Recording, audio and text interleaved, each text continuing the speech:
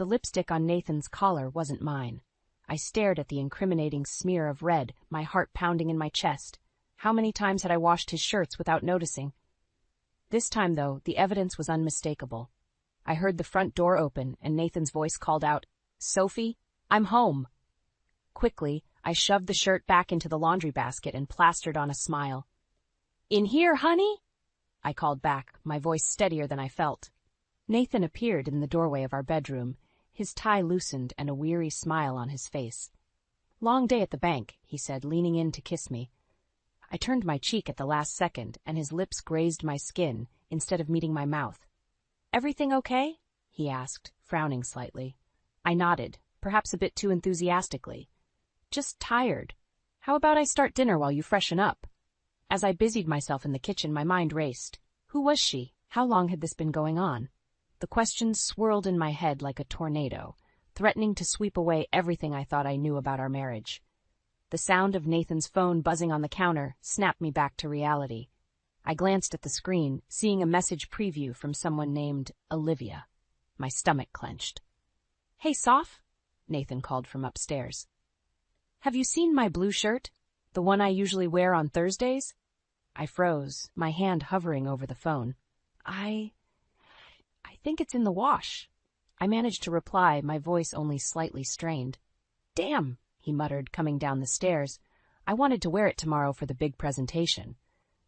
As he entered the kitchen, I quickly turned back to the stove, stirring a pot of pasta sauce with unnecessary vigor. "I'm sure you have other shirts that look just as nice," I said, trying to keep my tone light. Nathan came up behind me, wrapping his arms around my waist. I stiffened involuntarily. "You okay, babe?" he asked, his breath warm on my neck. "You seem tense." I turned in his arms, forcing myself to meet his eyes. "Nathan," I began, my voice barely above a whisper, "is there something you want to tell me?" His brow furrowed in confusion. "What do you mean?" Just then his phone buzzed again. We both glanced at it, and I saw panic flicker across his face as he registered the name on the screen. "Who's Olivia?" I asked, my voice steadier now, fueled by a growing anger.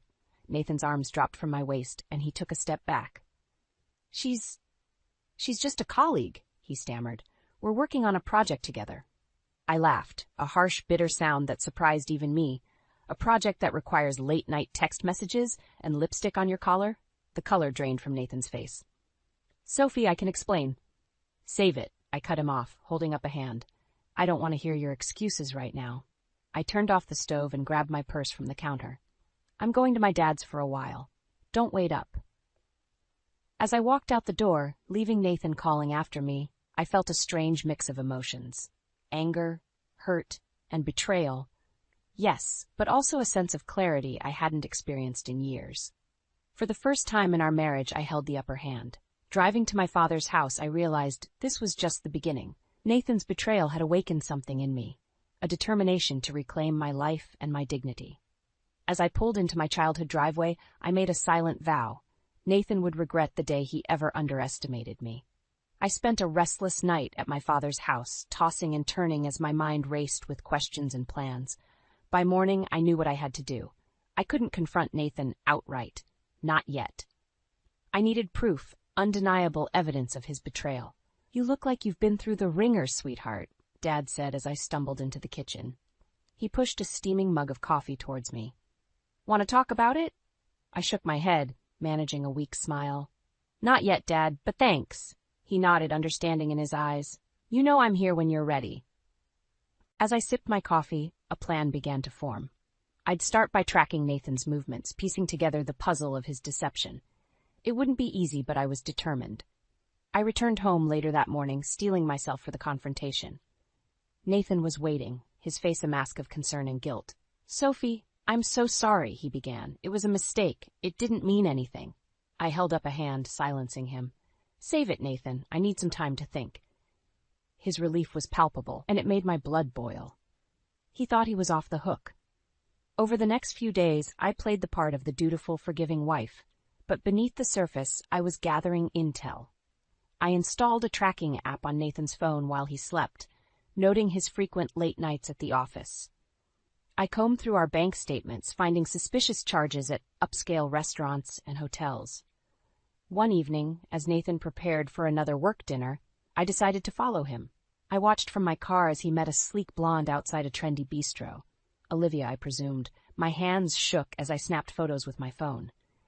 As they disappeared inside, I felt a tap on my window. I jumped, turning to see a concerned-looking woman peering in at me. "Are you okay, honey?" she asked. "You look upset." I realized tears were streaming down my face. "I'm fine," I managed, wiping my cheeks. "Just watching my husband with another woman." Her expression softened with understanding. "Oh, sweetie, I've been there. It gets better, I promise." As she walked away, her words echoed in my mind. It would get better, but not the way Nathan expected. The next day, I decided to dig deeper. While Nathan was at work, I searched his home office. In the back of a drawer, I found a burner phone. My hands trembled as I scrolled through the messages, each one a dagger to my heart. "Can't wait to see you tonight, baby. Last night was amazing. When can we do it again?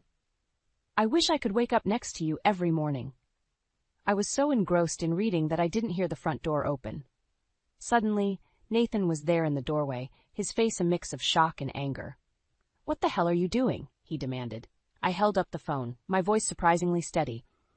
"I think I should be asking you that question, Nathan." He lunged for the phone, but I dodged him, backing away. "How long?" I asked. "How long have you been lying to me?" Nathan's face crumpled. "Sophie, please. It's not what you think." "Don't you dare," I shouted, my composure finally cracking. "Don't you dare try to gaslight me, Nathan. I've seen the messages, the hotel charges. I saw you with her last night." His eyes widened in surprise, then narrowed. "You followed me?" he hissed. "What gives you the right?" "What gives me the right?" I laughed bitterly. "I'm your wife, Nathan. Or have you forgotten that in your rush to get into Olivia's bed?" We stood there, the air crackling with tension. In that moment, I saw Nathan clearly for the first time, not as the charming man I'd fallen in love with, but as the selfish, arrogant person he truly was.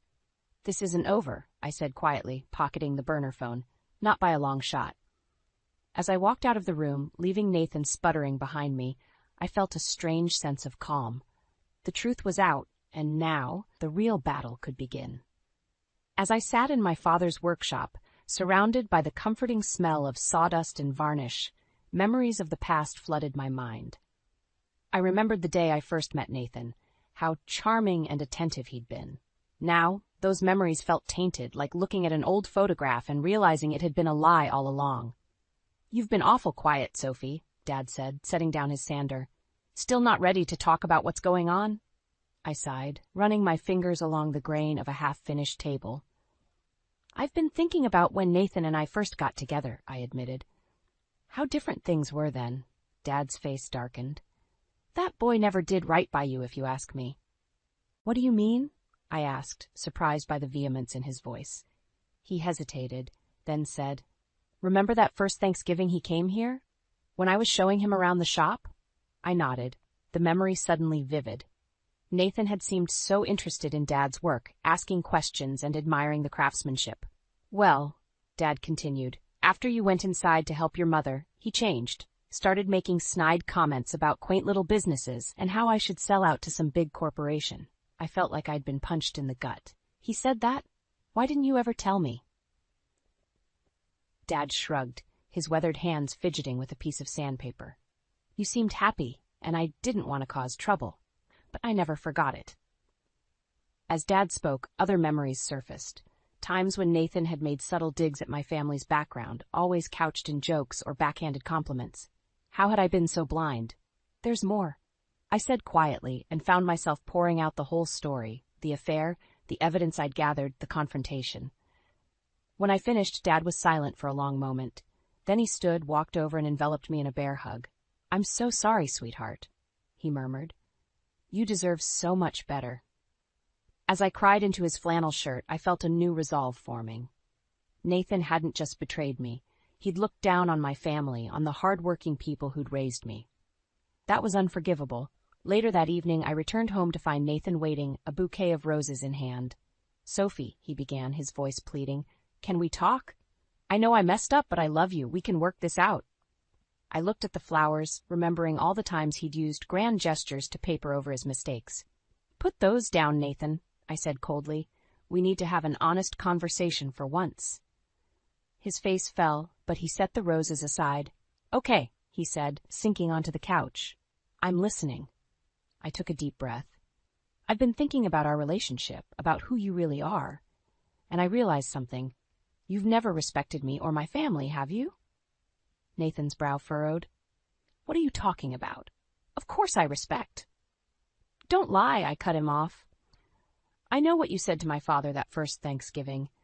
I know about all the little comments, the way you looked down on where I come from. He had the grace to look ashamed, at least. Sophie, that was years ago. I've changed. Have you?" I challenged. "Or have you just gotten better at hiding it? Because the man who could cheat on his wife and lie to her face doesn't seem very changed to me." Nathan stood, his face flushing with anger. "Now wait just a minute. You're not innocent in all this, you know. Always so focused on your family, never really fitting in with my world." His words confirmed everything I'd been thinking. "Your world," I repeated softly. "That's the problem, isn't it? There's your world, and then there's mine, and you've never really wanted to be part of mine." We stood there, the weight of years of unspoken resentments hanging between us. In that moment, I knew our marriage was over, not just because of the affair, but because of the fundamental disconnect that had always existed between us. "I want a divorce, Nathan," I said, my voice steady despite the turmoil inside, "and I'm not going to make it easy for you." His face paled. "Sophie, don't be hasty. Think about what you're saying."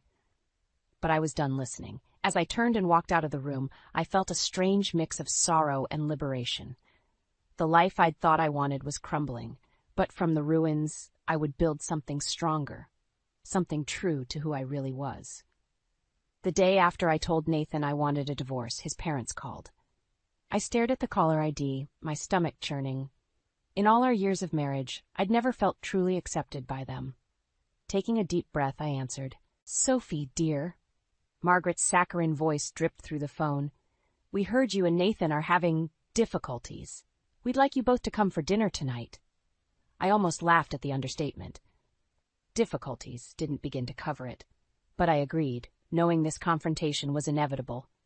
As Nathan and I drove to his parents' sprawling estate, the silence between us was deafening. I gazed out the window, remembering all the times I'd felt small and out of place in their world of country clubs and charity galas. Richard and Margaret were waiting on the front steps, perfect smiles plastered on their faces. Margaret air-kissed my cheeks, her eyes critically scanning my simple dress. "Oh, Sophie," she sighed, "I do wish you'd let me take you shopping sometime." I bit back a retort, following them inside to the formal dining room. As we sat down to a meal that probably cost more than my father made in a week, the tension was palpable. Richard cleared his throat. "Now let's discuss this misunderstanding between you two." "Misunderstanding?" I echoed, incredulous. "Your son cheated on me, repeatedly." Margaret waved a dismissive hand. "Men will be men, dear. The important thing is maintaining appearances." I felt my blood begin to boil. "Appearances? Is that all you care about?" Nathan shifted uncomfortably. "Sophie, please." "No, Nathan," I cut him off. "I want to hear what your parents think is so important about appearances." Richard leaned forward, his voice low and threatening. "Listen here, young lady. We've worked hard to build our family's reputation. We won't have you dragging the Prescott name through the mud with some tawdry divorce." "Tawdry?" I repeated, my voice rising. "Your son is the one sleeping around." Margaret skied. "Really, Sophie, there's no need for such vulgar language. Perhaps if you'd been a bit more accommodating to Nathan's needs, this wouldn't have happened." I stood up so quickly my chair toppled backward. "How dare you?" I hissed. "I have bent over backwards trying to fit into your world to be the perfect wife, and this is what I get." Nathan reached for my arm. "Sit down, Sophie. You're embarrassing yourself." I yanked away from him. "No, Nathan, I'm done being embarrassed. I'm done trying to live up to your family's impossible standards." I turned to his parents, years of pent-up frustration pouring out.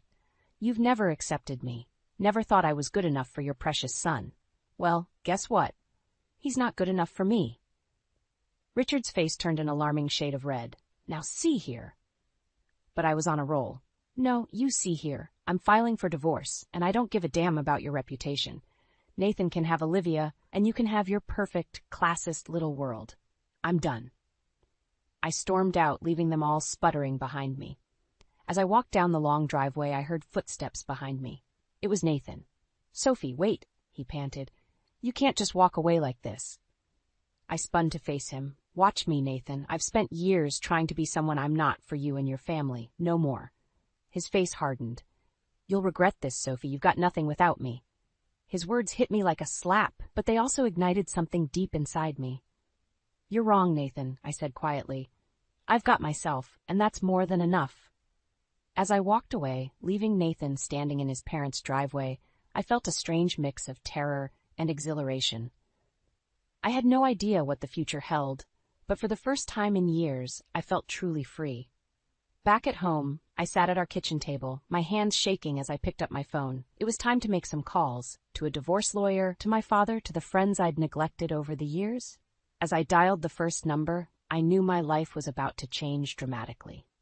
But I was ready to reclaim my identity, my dignity, and my future. The fertility clinic waiting room was eerily quiet, filled with couples avoiding eye contact, each lost in their own private hopes and fears. I sat alone, clutching my purse, wondering how I'd ended up here again. "Mrs. Prescott," the nurse called. I flinched at the name, still not used to the idea of shedding it. Dr. Patel greeted me with a sympathetic smile. "Sophie, it's been a while. How are you doing?" I swallowed hard. "I'm going through a divorce, actually." Her eyebrows shot up. "I see. And you're still interested in pursuing fertility treatments?" The question hung in the air, heavy with implications. Was I? The truth was, I didn't know anymore. For years, trying to conceive had consumed me, defined me. Now, everything was different. "I'm not sure," I admitted. "I guess I just needed to know my options." Dr. Patel nodded, her expression kind. "Well, let's review your test results from last time, shall we?" As she pulled up my file on her computer, I found myself thinking about all the times Nathan and I had sat in this office, holding hands, putting on brave faces as we received one disappointing update after another. How much of that had been real, and how much had been just another performance for him? "Sophie?" Dr. Patel's voice snapped me back to the present. "Are you all right?" I realized there were tears streaming down my face. "I'm sorry," I mumbled, reaching for a tissue. "It's just a lot." She reached out, patting my hand. "It's okay. This is an emotional process for everyone, even in the best of circumstances." Taking a deep breath, I asked the question that had been gnawing at me for years. "Dr. Patel, was it me? Was I the reason we couldn't conceive?" Her brow furrowed. "Sophie, fertility issues are complex. It's rarely just one person's fault." She hesitated. "Your tests always came back normal. It was Mr. Guy Prescott who had some challenges." The revelation hit me like a thunderbolt. All this time, Nathan had let me believe it was my fault, had let me feel broken, inadequate. The injustice of it burned in my chest. "He never told me," I whispered. Dr. Patel looked confused. "He assured me he'd discussed it with you." "Sophie, I'm so sorry. I assumed you knew." I stood up abruptly, nearly knocking over my chair. "I have to go. I'm sorry. I can't be here right now." I fled the clinic, gasping for air as soon as I hit the sidewalk. My phone buzzed in my purse, a text from Nathan. "Where are you? We need to talk about the house." Anger surged through me. How dare he act like everything was normal, like he hadn't been lying to me for years about something so fundamental. Before I could stop myself, I was dialing his number. He answered on the second ring. "Sophie? What's going on?" "You bastard," I hissed. "You let me think it was my fault we couldn't have a baby. Wes, do you have any idea what that did to me?" There was a long pause. When Nathan spoke again, his voice was cold.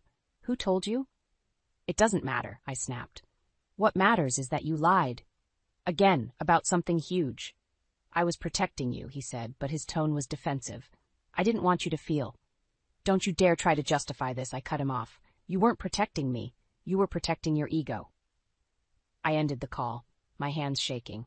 As I stood there on the sidewalk, passers-by giving me concerned looks, I felt something shift inside me. The last lingering doubt, the tiny part of me that had wondered if I was making a mistake by leaving Nathan, evaporated. My phone buzzed again, another text from Nathan. "We need to talk. Come home." I stared at the message, a strange calm settling over me. Home. That house hadn't felt like home in a long time. Maybe it never really had. With sudden clarity, I knew what I had to do. It was time to stop reacting to Nathan's lies and manipulations, time to take control of my own story. I texted back a single word, no. Then I called my father. Dad, I need your help with something. It's time for me to make a fresh start. As I walked away from the fertility clinic, I felt lighter than I had in years. The future was uncertain, but for the first time in a long time it felt full of possibility. I stood in front of the charming 2-story house, my father beaming beside me. The fresh paint gleamed in the sunlight, and flower boxes hung from every window. It was perfect. Well, what do you think? Soph? Dad asked, barely containing his excitement. It's beautiful, Dad, I breathed, but I can't possibly accept. He waved away my protests. Nonsense. I've been saving this lot for years, waiting for the right moment. And with everything you're going through, well, I thought you and Nathan could use a fresh start. My heart clenched at the mention of Nathan's name. Dad didn't know about the divorce yet. I hadn't found the courage to tell him. And now, faced with his incredible generosity, the words stuck in my throat. Let's go inside, Dad said, pulling out a set of keys. Wait till you see the kitchen. As we toured the house, my mind raced. How could I tell him the truth now? How could I break his heart after he'd poured so much love and effort into this gift? My phone buzzed insistently in my pocket. Nathan, again. I'd been dodging his calls since our confrontation about the fertility treatments, but I knew I couldn't avoid him forever. Everything okay? Dad asked, noticing my distraction. I forced a smile. Just work stuff. Don't worry about it. We were in the master bedroom when I heard the crunch of tires on gravel. Looking out the window, my stomach dropped. Nathan's sleek black car was pulling up. Dad, I said urgently, I need to tell you something. But it was too late. Nathan's voice boomed from downstairs. Hello? Anyone home? Dad's face lit up. Perfect timing. Now we can surprise both of you together. Before I could stop him, he was heading downstairs. I followed, my heart pounding. Nathan stood in the entryway, his eyes widening as he took in the house. When he saw me, his expression hardened. Sophie, finally decided to answer my calls, I see. Dad looked between us, confusion creeping into his features. Is everything all right? Nathan's charm switched on like a light. Of course, sir, just a little miscommunication. What's all this about? As Dad launched into an explanation about the house, I watched Nathan's face. I could see the calculations happening behind his eyes, the dollar signs practically visible. This is incredibly generous, Nathan said smoothly. We can't thank you enough. We need to talk, I hissed, pulling Nathan aside while Dad busied himself in the kitchen. About what? Nathan asked innocently. About how you've been avoiding me? Or about how you're clearly hiding things from your father? I felt my anger rising. Don't you dare try to turn this around on me. You're the one who's been lying for years. Nathan's voice dropped to a menacing whisper. Careful, Sophie. You wouldn't want to make a scene in front of Daddy, would you? Especially after such a generous gift. I recoiled, seeing the true Nathan emerge. Manipulative, cruel, and utterly self-serving. Everything okay in here? Dad called from the kitchen. Fine, we both answered in unison, plastering on fake smiles. As we rejoined my father, Nathan slipped his arm around my waist, playing the part of the devoted husband. I felt sick. So, when can we move in? Nathan asked eagerly. Dad beamed. As soon as you'd like. I've already had the utilities set up in your names. I felt the walls closing in. This house, meant to be a symbol of love and new beginnings, was quickly becoming a trap. Actually, Dad, I started, my voice shaking. There's something I need to tell you. Nathan squeezed my waist painfully. What Sophie means is, we're overwhelmed with gratitude. Aren't we, darling? I looked between my father's hopeful face and Nathan's warning glare. In that moment, I realized the true cost of staying silent, of playing along with Nathan's charade. It wasn't just about me anymore. It was about protecting my father, about standing up for the truth. Taking a deep breath, I stepped away from Nathan. No, I said firmly, that's not what I mean at all. Both men stared at me, shock evident on their faces. I squared my shoulders, ready to finally speak my truth, no matter the consequences. Dad, Nathan and I are getting a divorce, and there's a lot more you need to know. The silence that followed my declaration was deafening. Dad's face crumpled in confusion, while Nathan's eyes blazed with fury. What are you talking about, Sophie? Dad asked, his voice trembling. Nathan stepped forward, his charm cranked to maximum. Now, Sophie, let's not be hasty. We're just going through a rough patch. No, I cut him off, my voice stronger than I felt. No more lies, Nathan. Dad deserves to know the truth. I turned to my father, my heart breaking at the hurt in his eyes. Dad, Nathan's been cheating on me, for months, maybe years, with a woman from his office named Olivia. Nathan's facade cracked. You can't prove anything, he snarled. Actually, I can, I replied, pulling out my phone. I have texts, photos, hotel receipts, but that's not even the worst of it. I told them everything about the fertility treatments, about Nathan's lies, about his family's constant belittling. With each revelation, Dad's face grew darker, while Nathan's turned an alarming shade of red. When I finished, Dad stepped between us, his voice low and dangerous. Is this true, Nathan? Nathan's eyes darted between us, calculating. Then, shockingly, he laughed. So what if it is? You really think your precious little girl is so innocent? She's been snooping through my things, following me around like some kind of stalker. And now she's trying to manipulate you with this sob story. I felt like I'd been slapped. How dare you? No, how dare you? Nathan shot back. You think you can just throw away everything we've built over a few harmless indiscretions? Harmless? I echoed, incredulous. You've been lying to me our entire marriage. Nathan's face twisted into a sneer. And what about this house, Sophie? Were you planning on telling your father you want a divorce before or after you accepted his generous gift? Dad held up his hands. Now wait just a minute. But Nathan was on a roll. You know what? I think I deserve this house. After putting up with your family's working-class drama for years, it's the least I'm owed. Something inside me snapped. All the pain, all the humiliation, all the years of trying to be good enough, it all came pouring out. You don't deserve anything, I hissed. Not this house, not me, not one single thing my family has given you. I turned to Dad, tears streaming down my face. I'm so sorry, Dad. I should have told you sooner. I was just ashamed and scared. Dad pulled me into a fierce hug. Oh, sweetheart, you have nothing to be ashamed of. Nathan scoffed. How touching. Well, I hope you're both prepared for a fight, because I'm not walking away from this empty-handed. As if on cue, a car pulled up outside. We all turned to see a sleek convertible, Olivia at the wheel. Nathan's eyes widened in panic. Olivia? She stepped out of the car, confusion evident on her face. You texted me to meet you here. Said you had a surprise. Her eyes darted between us. What's going on? I felt a surge of unexpected pity for her. He's been lying to you too, Olivia. Just like he's been lying to all of us. Nathan's composure finally shattered. You're all insane. I don't have to stand here and listen to this. He stormed towards Olivia's car, but Dad blocked his path. Oh no, you don't. You're not going anywhere until we sort this out. Nathan's face contorted with rage. He shoved my father, hard. Dad stumbled, nearly falling.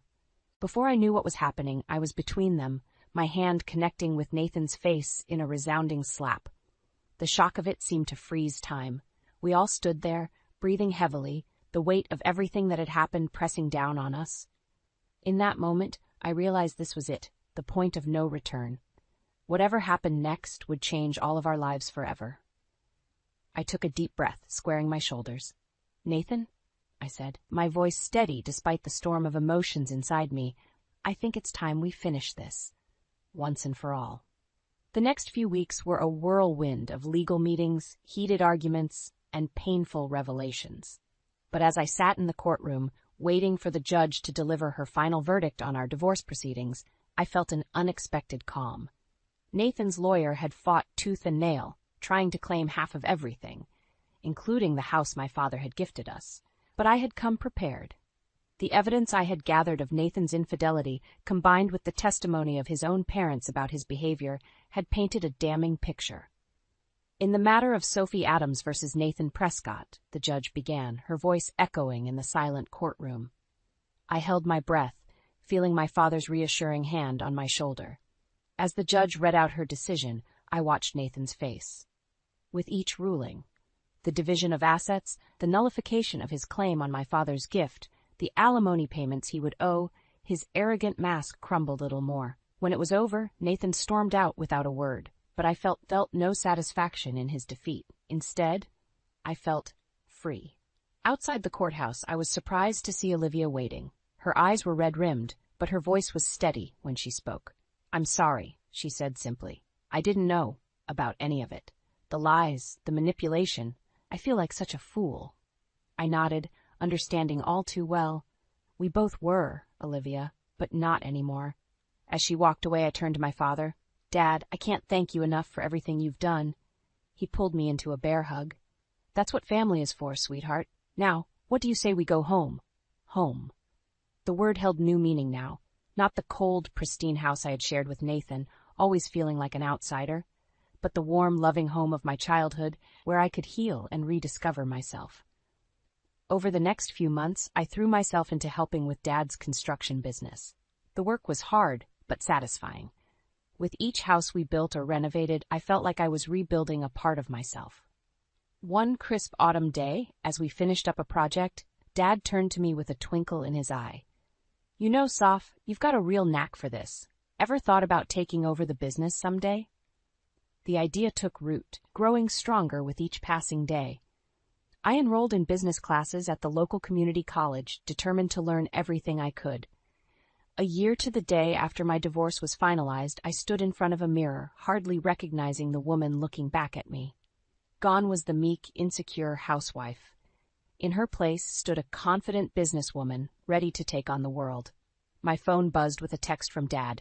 Big meeting today. You've got this, kiddo. I smiled, feeling a surge of gratitude for his unwavering support. As I drove to the meeting, a potential major contract that could take our family business to the next level, I passed by my old neighborhood. There, on the corner, was Nathan. He looked older, tired. For a moment, our eyes met through the car window. I saw a flicker of recognition, then regret, pass over his face. But I felt no anger, no desire for further revenge. Nathan's true punishment was living with the consequences of his actions. My revenge, if you could call it that, was living my best life without him. As I pulled up to the office building for my meeting, I took a deep breath. This was it, the moment I'd been working towards. But more than that, it was a symbol of how far I'd come. I thought back to that day in the new house when I'd finally found the courage to speak my truth. It had been terrifying, but it had also been the first step towards reclaiming my life. Stepping out of the car, I straightened my jacket and lifted my chin. Whatever challenges lay ahead, I was ready to face them. Because now I knew my own strength, and nothing, not Nathan, not his family, not society's expectations, could ever take that away from me again. With a smile on my face and determination in my heart, I walked into the building, ready to write the next chapter of my story on my own terms.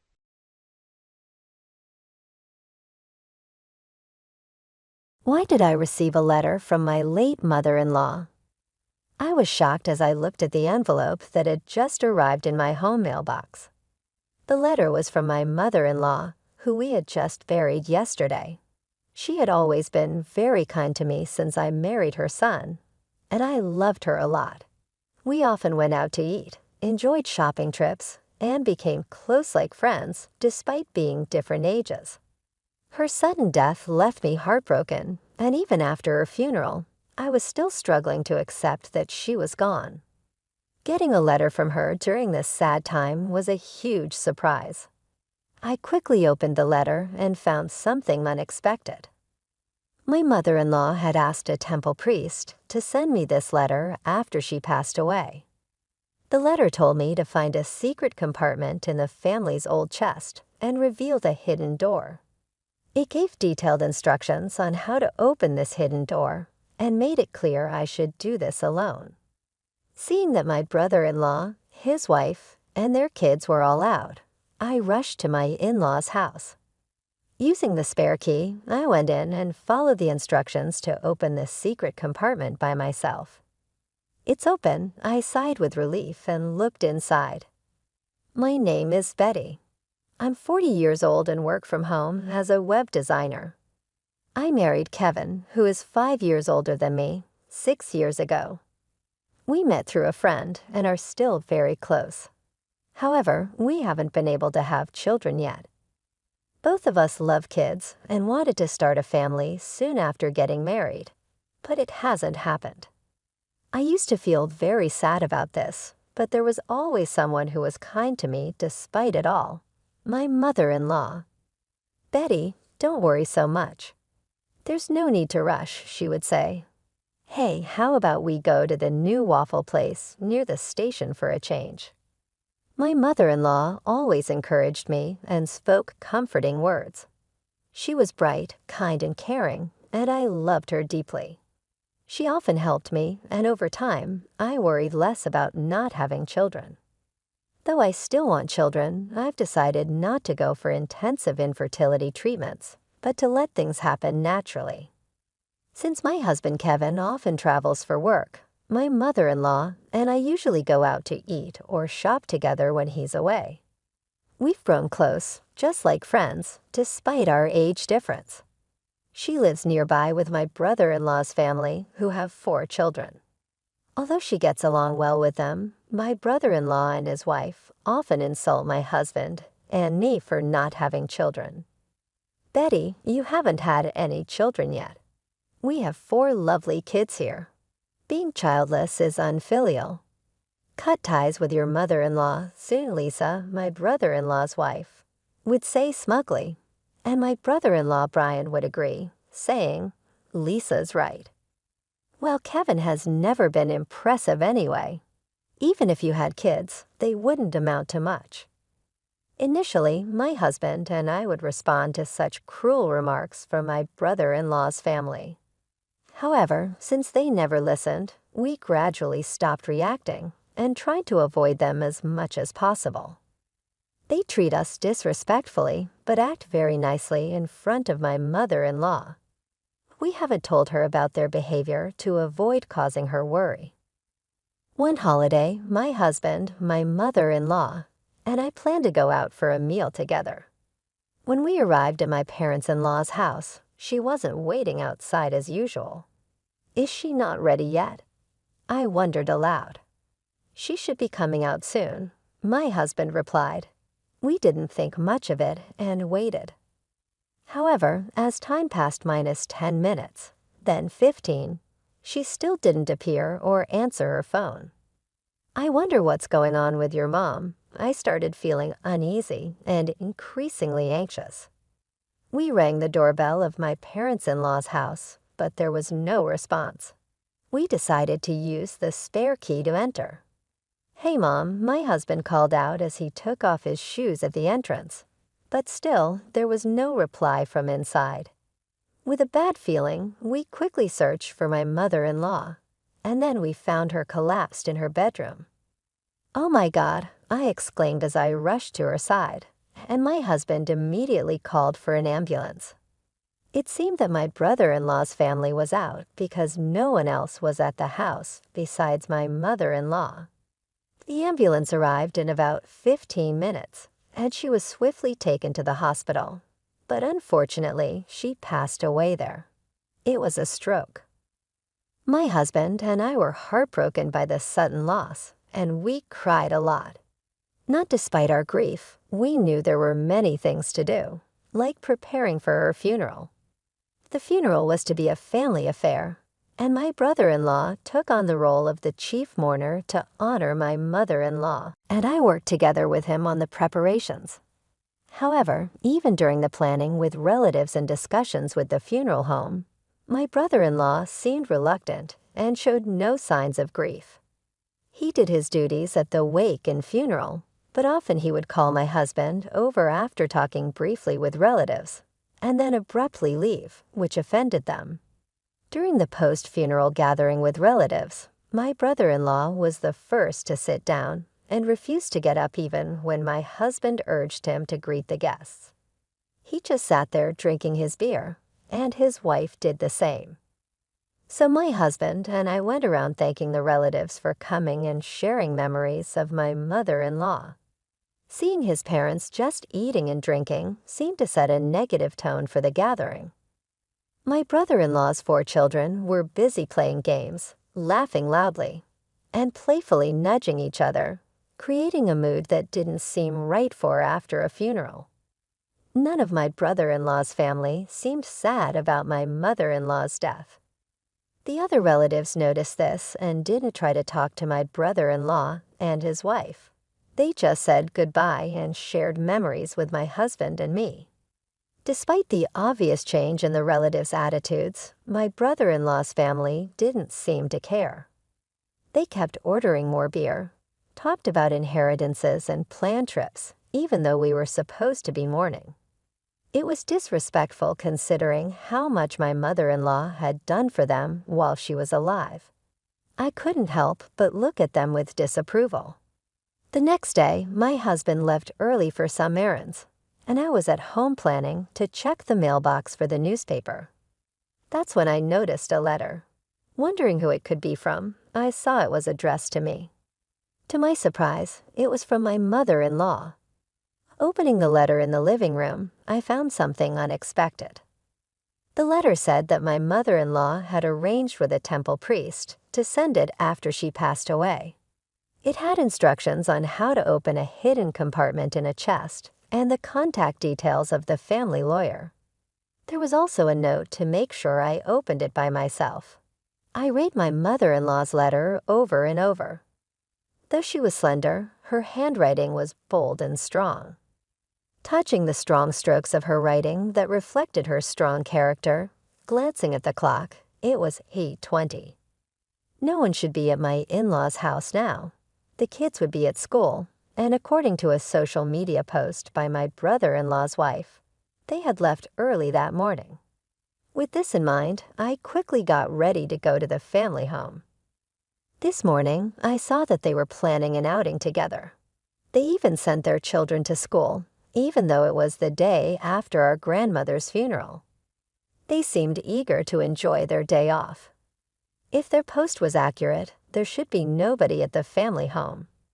I realized I had to go now, or I might not get another chance. When I used the spare key to open the front door of my in-laws' house, I entered slowly. It was sad that my mother-in-law, who always greeted me with a smile, wasn't here. Holding my aching chest, I went into her room. The chest, an old piece that belonged to my mother-in-law, opened smoothly, perhaps because she took care of it just as the letter said. I found a hidden door at the back of a drawer. Thank goodness it's open. I sighed in relief as I managed to open it. Safely inside, there was another document, along with what was written in the letter. What is this? I stared at the documents, feeling my mother-in-law's love and tears almost spilling. I felt like staying there and crying, but I had to leave quickly.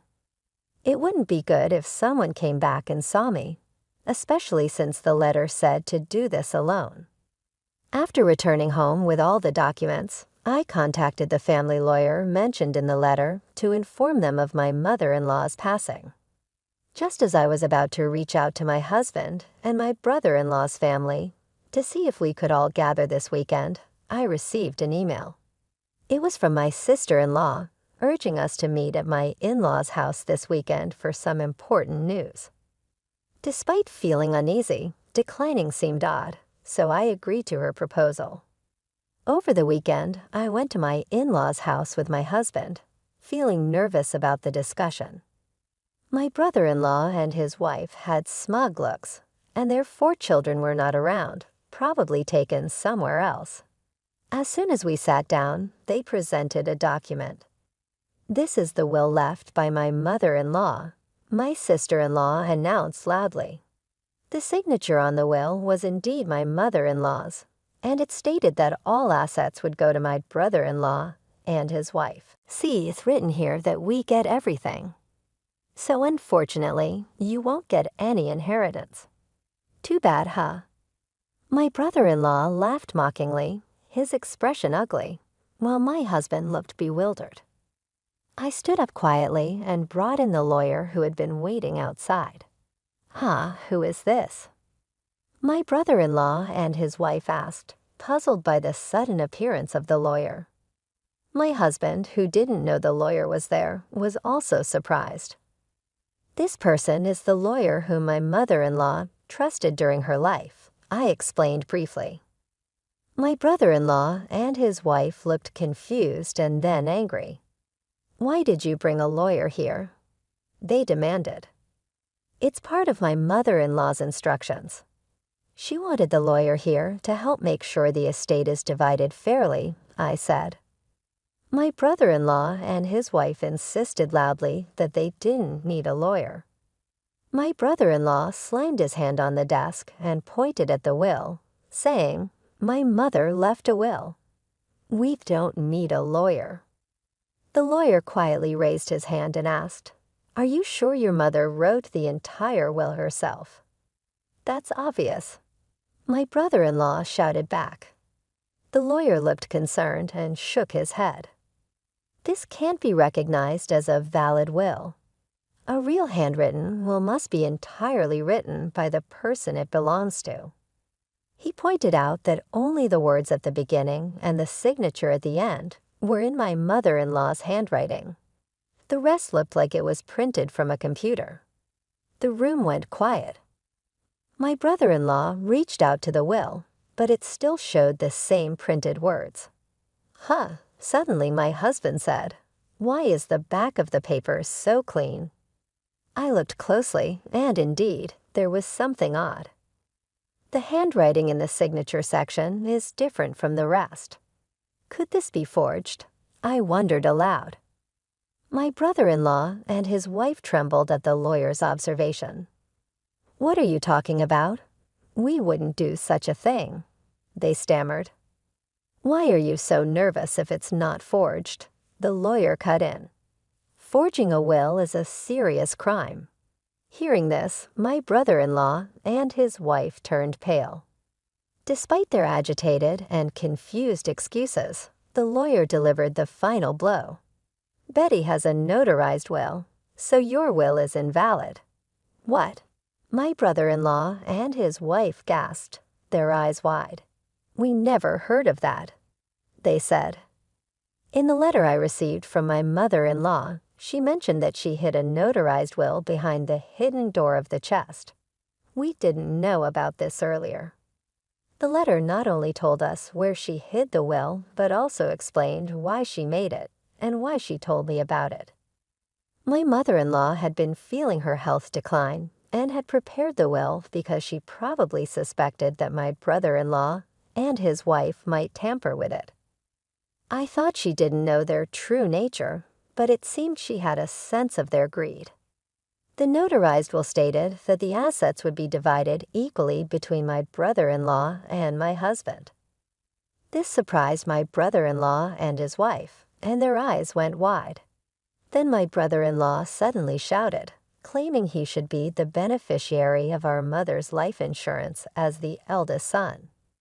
I calmly responded that the life insurance certificate was also with me, as per my mother-in-law's trust, and the beneficiary was me, not him. Inside the hidden door, there was not just the notarized will, but also the life insurance certificate. My brother-in-law and his wife couldn't believe it. They kept saying they knew nothing about this. The lawyer explained that changing the beneficiary of a life insurance policy doesn't necessarily require informing the original beneficiary. My brother-in-law was upset and slammed the table. My husband turned to me, anxious, and asked when his mom had entrusted these things to me. I smiled and explained that it was written in the letter from his mother. She had wanted to tell him too, but she was worried that if both of us knew, his brother and sister-in-law might become suspicious, so she trusted only me with the information.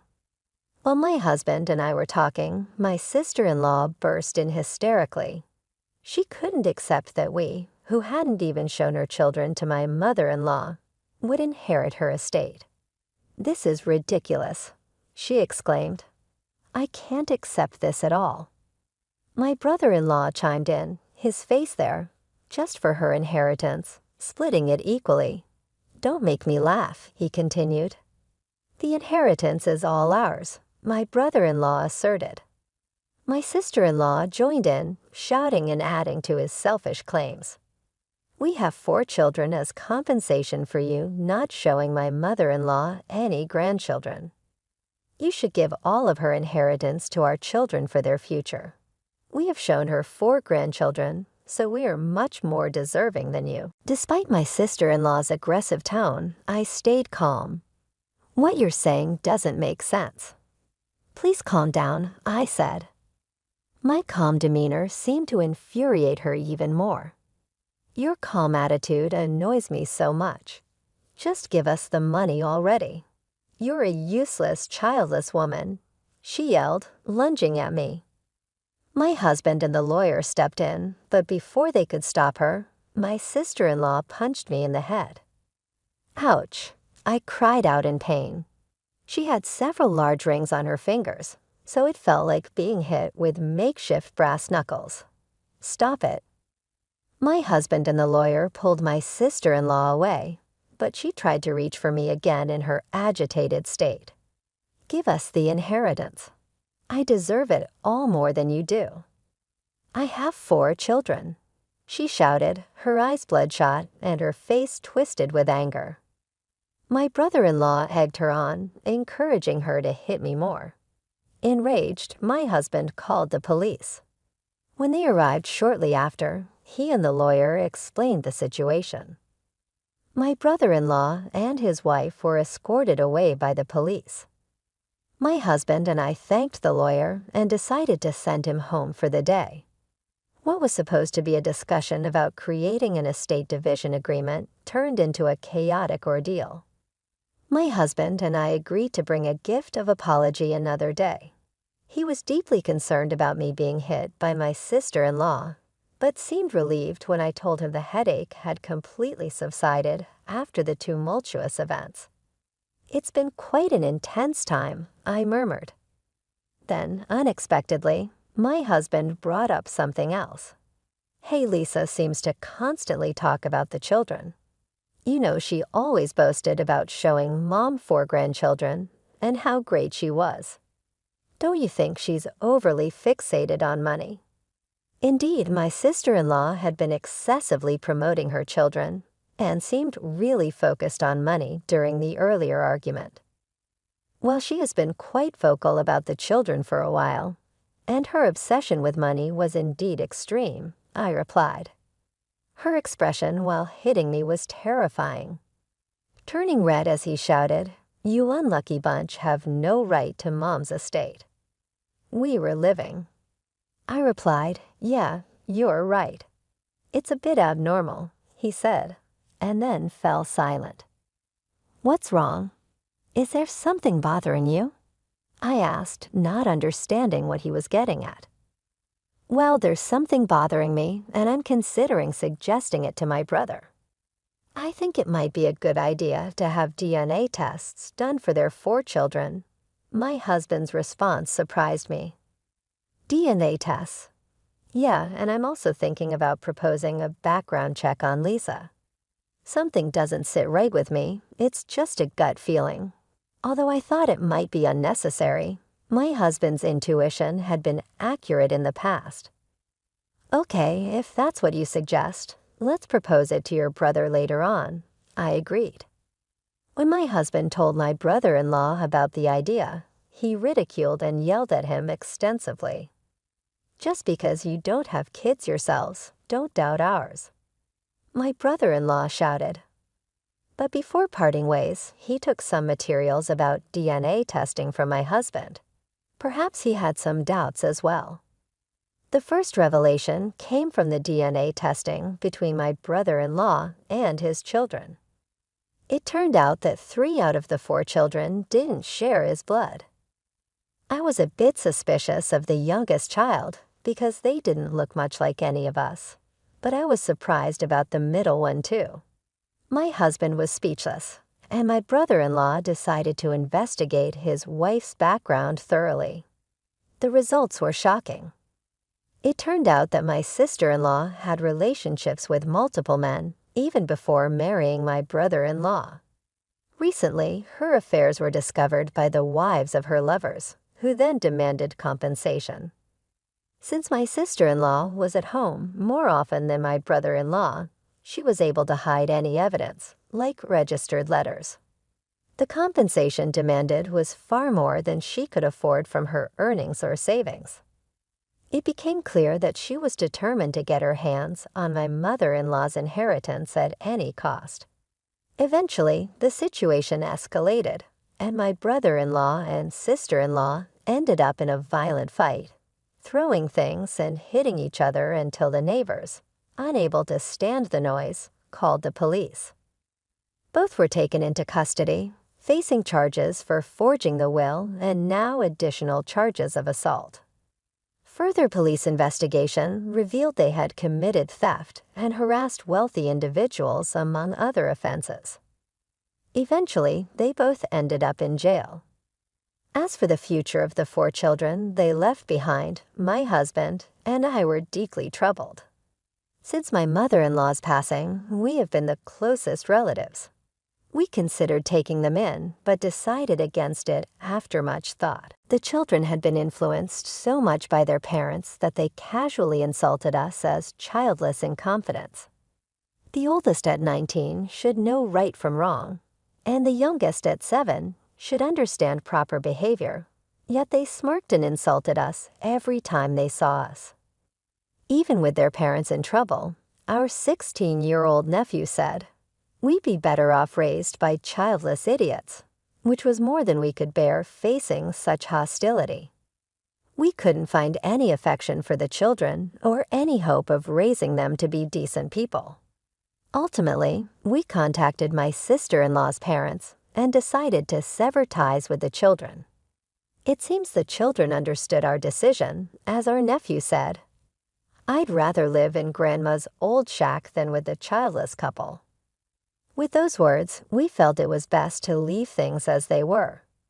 We haven't told the children that 3 out of the 4 aren't biologically related to my brother-in-law. Whether we share this fact or not, we leave it to the relatives of my brother-in-law and his wife to decide. My husband and I decided to move to a distant place, using the inheritance from my mother-in-law to start anew. We moved to a place full of greenery and nature where we quickly felt at home. There's a charming waffle shop near our house, and every time we pass by, we wish my mother-in-law could have visited it with us.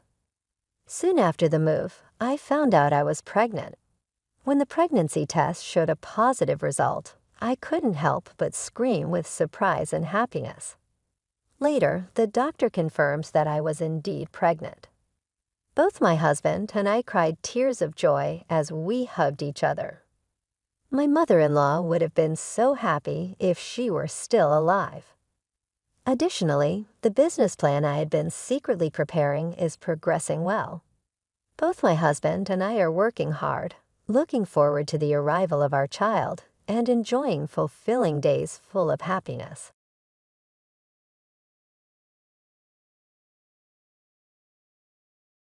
Kevin and Brian, though they were our sons, grew very close to Lisa. She misled them with lies, causing them to ignore us. After Lisa, Kevin, and Brian were asked to leave our home, my husband Michael suddenly passed away. When I told Kevin about his father's death over the phone, his reaction shocked me. He said, "Your dad passed away. You handled the funeral, Mom.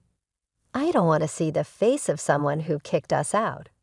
We're having a great time here, so don't bother us. Just tell the relatives we can't come because of work or something." I was speechless. A week after the funeral, I got a letter from Michael addressed to me. He wrote, "Please read this without our sons knowing." As I read, I was filled with emotion. Lisa had caused so much trouble in our family, and Kevin and Brian didn't even come to their father's funeral. I couldn't let it end this way. My name is Olivia. I'm 56 years old, a housewife, and I also work full-time. I met Michael at a party for new employees at our related companies. I'm not much of a drinker, but I couldn't turn down the drinks I was offered and ended up feeling very sick. I was sitting in a corner looking for a chance to leave when Michael noticed me. He started talking to me and even arranged a taxi for me later. I took a day off to thank him, and at his office, he was surprised to see me but pleased. We became friends, started dating, and eventually got married. We both longed for a warm family life. Michael had a tough upbringing, and I lost my parents when I was young. We believed we could be happy together, but living with each other brought unexpected challenges, mostly because of Michael's sister, Lisa. Before the wedding, I tried to meet her, but she was too busy. Our first meeting was at the wedding. Michael's parents had passed away, so it was a simple ceremony with just friends and relatives. Lisa drew attention in many ways. She wore a pure white dress that was quite revealing, heavy makeup like a stage actress, and lots of perfume.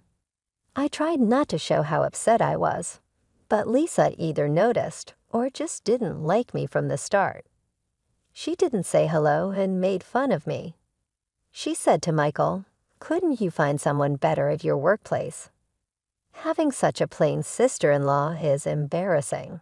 But maybe she suits you, Mr. Super Serious. Michael looked like he wanted to argue, but a fight on our wedding day seemed like a bad sign. I said, "I'm fine, let's go get ready." I forced a smile and led Michael away. That was our awful first impression, but I didn't worry too much, thinking we would only see Lisa at family gatherings now and then. However, things changed dramatically. Soon after a short marriage, Lisa moved in with us because of her husband's cheating. She said, "My ex left, and I want to move out too." Our parents sold their place when I got married, so I can't go back to my parents' house. Can I stay at Michael's place for a while? Michael was clearly annoyed and said, "Why don't you rent an apartment? You got plenty of alimony, right? Just let me stay until I find a nice place." I want to take my time, not settle for a rundown house. But in the end, Lisa just showed up with her stuff and moved in without asking. The main issue was Lisa didn't seem to realize we were taking care of her. She acted like it was her own house, which was very stressful for Michael and me. Lisa would go out every night, sleep until the afternoon, and then spend the day lounging on the living room sofa, playing with her phone or just watching TV. This was her routine until she went out again after dinner. Sometimes I took a day off and stayed home, so I saw this was what she did every day. When I came home tired in the evening after working all day, Lisa would ask in a complaining tone, "Hey, is dinner ready yet?" "How long until it's done?" I would say, "In about 15 minutes." She would reply, "That long? Hurry up, will you?" She also made rude comments about my cleaning, saying things like, "You're not very good at this," or "You're cutting corners." I share the cleaning duties with Michael. He's tired too. Lisa told me. As a wife, you should be doing all the household chores. I didn't want to complain to Michael about Lisa because I didn't want to ruin their relationship as siblings. But he noticed that I was becoming unhappy. When Michael asked me about it and I told him about Lisa's behavior, he got really angry. He told Lisa, "Don't overstep your boundaries. You're just a guest here." But Lisa just shrugged and said, "I'm just stating the obvious," and refused to help pay for household expenses. She said, "I'm still in shock from my husband's cheating. How can I work in this state? And you want to charge me? I can afford to pay for clothes and go out drinking." Lisa's attitude made both Michael and me very upset. My dream of a happy married life was turning into a nightmare because of her. Michael and I wanted to have kids soon, but it seemed like the stress over Lisa was getting in the way. We were even thinking about getting medical checks when I found out I was pregnant. In our 6 years of marriage, we were so happy and cried tears of joy. Michael saw this as a chance to suggest Lisa move out. He told her, "We're going to need more space when the baby comes. Maybe it's time you move to your own place." Then Lisa asked me, "What do you plan to do about work?" I said, "I plan to return to work after a year of parental leave." She offered, "Well, I can look after the baby." But we plan to use daycare. I checked around and found out that all the daycares, Even the unlicensed ones had long waiting lists. A few months later, as my belly began to show, Lisa said confidently, "I'll take care of the baby until you get a daycare spot. I owe you, and I'll do it for free. It'll be tough on your finances if you quit your job." After discussing it, Michael and I reluctantly agreed to let Lisa help. I was very worried, but to my surprise, Lisa took excellent care of our newborn Kevin. She learned about childcare online, prepared his meals, and even took him to parks and community centers. She was so dedicated to Kevin, and it showed in how much he adored her. Even when our second son, Brian, was born 3 years later, Lisa's care didn't change. With Michael and me busy at work, we were thankful for her help with the kids. But as the boys grew older, they started to avoid us more. When we suggested going to the amusement park or having a barbecue for Brian's birthday, they would say, "Lisa already took us to a fancy place," or "We're going with Lisa to a high-end sushi restaurant." It was hard for Michael and me to see how excited they were about spending time with Lisa. Even after Kevin and Brian started elementary school, they preferred being with Lisa. Even on weekends, they barely talked to us and acted like we weren't important, spending all their time playing games or going out with her. Things got even worse as Kevin got older. He openly showed he didn't like us, ignored us, and even made rude noises when we tried to talk to him. Once, when I told him not to eat while playing on his phone, he snapped at me, "Shut up, old lady." I was shocked to hear him say it. Would have been great if Lisa was our mom. She gives us money and takes us places. The boys even said being born to us was a mistake, and that they heard from Lisa we didn't really want kids. That hurt a lot. I calmly explained that Lisa, while not working and just living off her alimony, wasn't contributing financially. Kevin dreamily said, "Lisa's lifestyle is something to aspire to," and added, "But she raised us right. Complaining about her seems weird." They even questioned if we wanted kids at all, believing Lisa's claim that we had them just out of obligation, which was not true.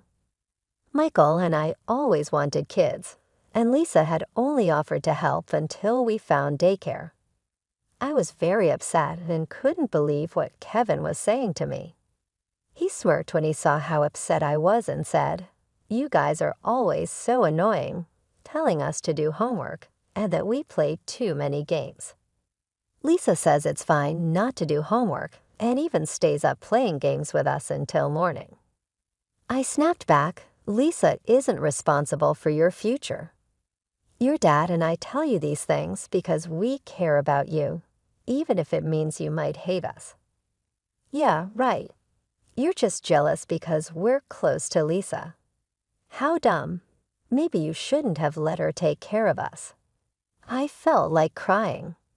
When I looked up, I saw Michael at the doorway, his fist shaking. He asked, "Who do you think you're talking to?" "Oh, hey, Dad. Working late again today." Must be tough with such a small salary. The boys laughed mockingly, leaving Michael speechless. "Finally, you talked to us and it. Just to mock your parents," Michael shouted. "Stop being so loud," Lisa called out as she came downstairs to the kitchen, looking annoyed. "Getting worked up over what kids say is so immature. It's because you spoil them that they're like this," Michael yelled. "I've had enough. Get out now." What, I've been nice to my nephews, and this is the thanks I get. "If you're going to stay, then pay your way," Michael said. Lisa puffed up her cheeks and finally agreed, "Fine, I'll leave." "Happy now?" "Lisa, you're really leaving?" I asked. "No way," Lisa replied defiantly. But Lisa quickly went to her room, packed her things in a suitcase, and came down to the entrance. "I've put my clothes in boxes. I've arranged for movers this weekend." "Leave it until then, okay, Lisa." "Are you really going?" "Yes, take care." She smiled at Kevin and Brian as they saw her off to the gate. Then she left, but it was too late to fix the relationship between us and our sons. As teenagers, Kevin and Brian became more rebellious. Kevin quit his job within a month after finishing high school, and 1 year later, Brian quit his job after just a few days. They talked about starting a business together and made some questionable deals, spending their money from odd jobs in one night. After a big argument, Michael kicked them out of the house. When you get a job, come back. No way will it ever come back to this place. And so Lisa, who had caused so much trouble in our family, and the son she influenced, Kevin and Brian, left. It was back to just my husband and me. I was worried about how Kevin and Brian were doing, but without the four of them causing chaos, I felt relieved. At the end of the year, just as I was about to leave work and head home, I got a call from Michael's colleague. "Are you Olivia?" Michael collapsed at work. He's currently in the ICU at the city hospital. I said I would be there right away. I tried to stay calm and drove to the hospital. At the ICU, I waited in the hallway until the doors opened and a doctor in a white coat came out.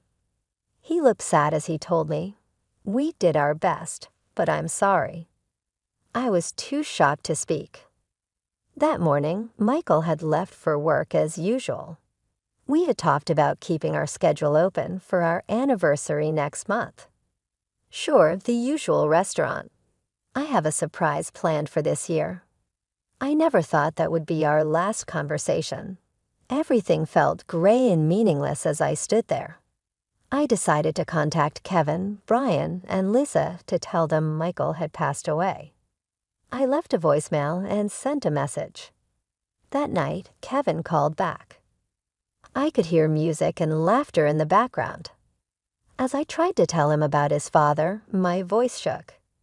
Kevin laughed and said, "The funeral and stuff, I'll leave it to you, Mom. I don't want to see the face of someone who kicked us out. We're having fun here, so don't bother us." I could hear Lisa chuckling in the background. "Just tell the relatives we're absent because of work. Say hi to them for us." I stood in shock for a while, holding the phone. Were these really Michael's sons and sisters? Feeling empty, I knew I had to go ahead with the funeral arrangements. I got in touch with Michael's family and the funeral home we usually use to arrange a family funeral. Saying goodbye so suddenly didn't feel real, and I didn't cry during the funeral. But as everyday life continued, the pain of losing Michael kept hitting me. While making dinner, setting up to record a TV show we watched together, or making coffee, I'd accidentally make enough for 3 or start talking to him before realizing he was no longer there. That's when I couldn't hold back the tears. A week after Michael passed away, I was watering the flowers when the mailman arrived. I took the mail inside, and among the junk mail, I found an envelope addressed to me. The handwriting was unmistakably Michael's. Overwhelmed with emotion, I opened it. The letter explained that he had asked a friend to send this if something happened to him. After expressing his thanks for our years together, one line stood out, asking me to keep this from our sons. Moved by the letter and realizing how much Michael knew, I worried about the kids. I wiped away my tears and decided to take action. Lisa had heard our family, and Kevin and Brian hadn't even come to their father's funeral. I was determined not to let it end this way. Michael's letter mentioned a package in a safety deposit box at a bank near the station, and he included a key. I went to the bank, entered the safety deposit box area next to the ATMs, and nervously followed the instructions. I inserted the card, entered the PIN, and a part of the table opened to reveal the safety deposit box Michael had rented. I used the key, found everything Michael mentioned, and took them with me. Later, I invited Lisa, Kevin, and Brian to my house. I decided to share Michael's inheritance with everyone important to him. With the promise of inheritance, Lisa, Kevin, and Brian came quickly. They had skipped the funeral, but were eager for the inheritance, which showed their shamelessness. Lisa couldn't even wait while I was making tea. She blurted out, stingy Michael had an inheritance. Maybe he hid money because he was so stingy. Being stingy might not be so bad after all. I wonder if he put his inheritance in some account. I'm excited. Then she looked at me and smiled. You did the right thing telling your sister-in-law, Mom. Stop beating around the bush. Is Dad's inheritance in jewels? Maybe gold bars. As they all fidgeted, I smiled and said, before that, please listen to this.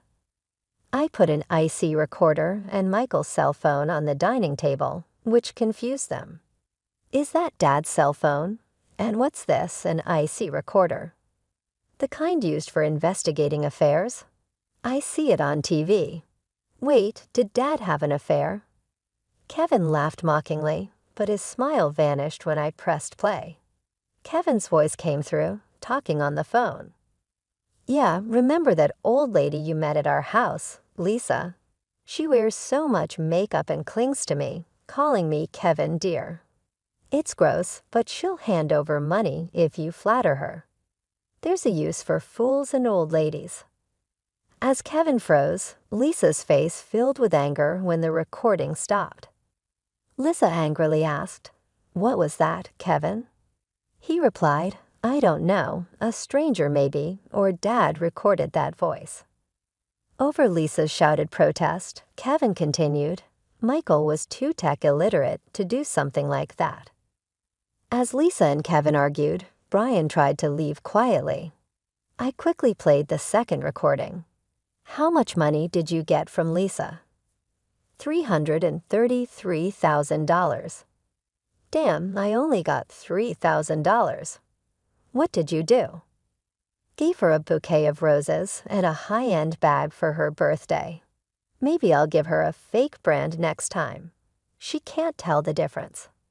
Kevin and Brian laughed, revealing their true colors. She loves getting gifts from men. Even though she's almost 50, she still acts young, falling for every compliment from men she meets at the bar and spending a lot of money on them. She's an easy target, really foolish. The brothers didn't hold back in their ridicule, even mocking her blonde hair and her unrealistic dream of marrying a young Korean pop star, which they found creepy. Amidst Kevin and Brian's laughter, after the recording suddenly stopped, Brian, with a forced smile, defensively muttered, "Man, when did Dad record this and show it to Mom after he's gone? That's just mean." Pretending to be a good guy, but those are the ones you can't trust. Even now, they continued to insult Michael, which made me very angry. Before I could speak, Lisa yelled at them, "You dare mock people. Who do you think raised you since you were kids? Don't mess with me. See, that's what's so annoying about you, always acting like we owe you." They replied, and Kevin and Brian's laughter made Lisa's ears turn red with anger. Now it's your turn, Lisa, having a favorite bar to go to. That's quite nice, isn't it? As I reached for the IC recorder, Lisa's face tensed up. Without hesitation, I pressed play. First, lively music and clinking glasses, then Lisa's high-pitched voice came through. That's right. I've had my nephews wrapped around my finger since they were little. I filled their heads with all sorts of nonsense about their parents. Kids are easy to manipulate. Oh, Lisa, you're so clever, praised the man proudly. Lisa responded, I'm single. I need them to take care of me in my old age. Look at my nephew, handsome, right? They look like models or pop stars, the man replied, growing more talkative. I dream of my nephews feeding me, taking me on amusement park dates, even changing my diapers in the future. Oh wow, going into a facility? No way. If I'm going to be looked after, it's by handsome men only. Can't wait. I stopped the playback and looked at Lisa, with Kevin and Brian's intense gaze upon her. She turned away. So both my brother and his wife had nasty hobbies, recording things secretly. I vented. Around so much, I heard from relatives and got curious. After all, the alimony from your ex-husband should have run out after 24 years, yet you remain unemployed. So I hired a private investigator to look into your background. I explained what had been recorded. Lisa, you really are quite a character. No, not funny at all. Creepy, really. What do you think of us? As the brothers cringed and hugged themselves, Lisa's eyes narrowed in anger. Shut up. I doled on you, spent my time and money. What's wrong with expecting something in return? Oh, you mean this? I said as I spread a bankbook on the table, making Kevin and Brian's eyes light up. Oh, is this finally the inheritance? Well, sort of, I said suggestively, glancing at Lisa, who looked nervous and sweaty, her eyes shifting around as if looking for a way to escape. I turned to Kevin and Brian. Remember what I told you before? Michael cut ties with his father before we got married. Remember? Kevin nodded. Our grandfather, Dad's father, didn't work seriously. He relied on the family fortune and racked up a huge debt, I continued. That's right, I added. Michael's mother worked herself to death paying off those debts, right, Lisa? Lisa nodded. So the inheritance Michael received from wealthy relatives, he kept it a secret and deposited it in an account for you. We never heard about this. If there was money, why didn't he tell us? They asked. He planned to proceed with the inheritance once you started working seriously. But before that, someone used it without permission, I explained. Kevin and Brian turned to look at Lisa. No way, they said. Yes, I continued. Lisa had been taking Michael's bankbook and seal without permission during his lifetime and withdrawing money. Kevin and Brian looked at the bankbook, which now showed $300,000 down to $20. Hey, what did you spend it on? They demanded. Well, this guy convinced me there was a great investment opportunity. I thought I could double it and pay it back. I just borrowed it, that's all, Lisa tried to explain as she squirmed under their gaze. Kevin and Brian exploded in anger. Don't joke, that was supposed to be our money. Just $300,000 and you're making a fuss. Considering the effort I put into raising you, you should be giving it to me for free. Lisa shot back defiantly. This made Kevin and Brian even angrier, their veins popping on their foreheads, looking ready to confront her. But that wasn't all about Lisa. I sighed and spread Kevin and Brian's bankbooks on the table. You both started working right after high school, so the college funds were left untouched. I was going to give it to you once you started working seriously, but this too was meddled with, seeing only a few pennies left in their accounts. Kevin tore at his hair in frustration, and Brian almost cried. Damn it, woman, what you're doing is criminal. Yeah, we'll sue you. They threatened. Don't be silly, it's called family theft and doesn't count as a crime when done by a relative, Lisa replied, crossing her arms and legs and laughing annoyingly. I'll pay it back someday, maybe in the next life. You could be charged for it, I said. At my words, Lisa's eyes widened in shock. Huh. Indeed, relatives living together can't be charged for crimes, which is why Michael kicked you out, I continued. Planning to report you? Dumbfounded, Lisa asked in disbelief. You betrayed your husband's sister. Well, yes, that's what happened, I confirmed. Really? Unbelievable. After all I've done for you, how ungrateful, Lisa complained. Who's ungrateful here? I yelled back, silencing the room. I glared straight at Lisa, unleashing my fury. Because of you, our family is a mess.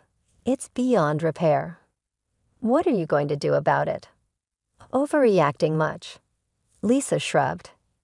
I should have never trusted you and kicked you out sooner. I said.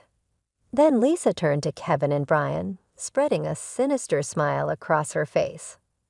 I wanted to be a mom, huh? Since I couldn't become one, I thought I'd take your mom away from you too. Kevin and Brian looked terrified. Are you okay in the head? Just stay away from me for good, Kevin said. That's a problem. I came today to borrow money from you, Lisa smirked.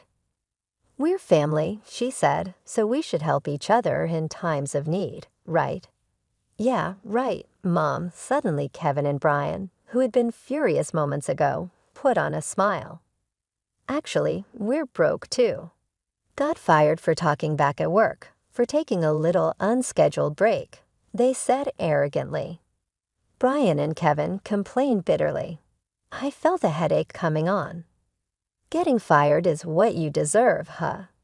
Yeah, we got kicked out of our apartment, Kevin casually revealed. Didn't pay the rent, so we'll stay here for a while. That's okay, right? And cover our debts once we're debt-free, we'll start working seriously. Can't you lend us about $60,000?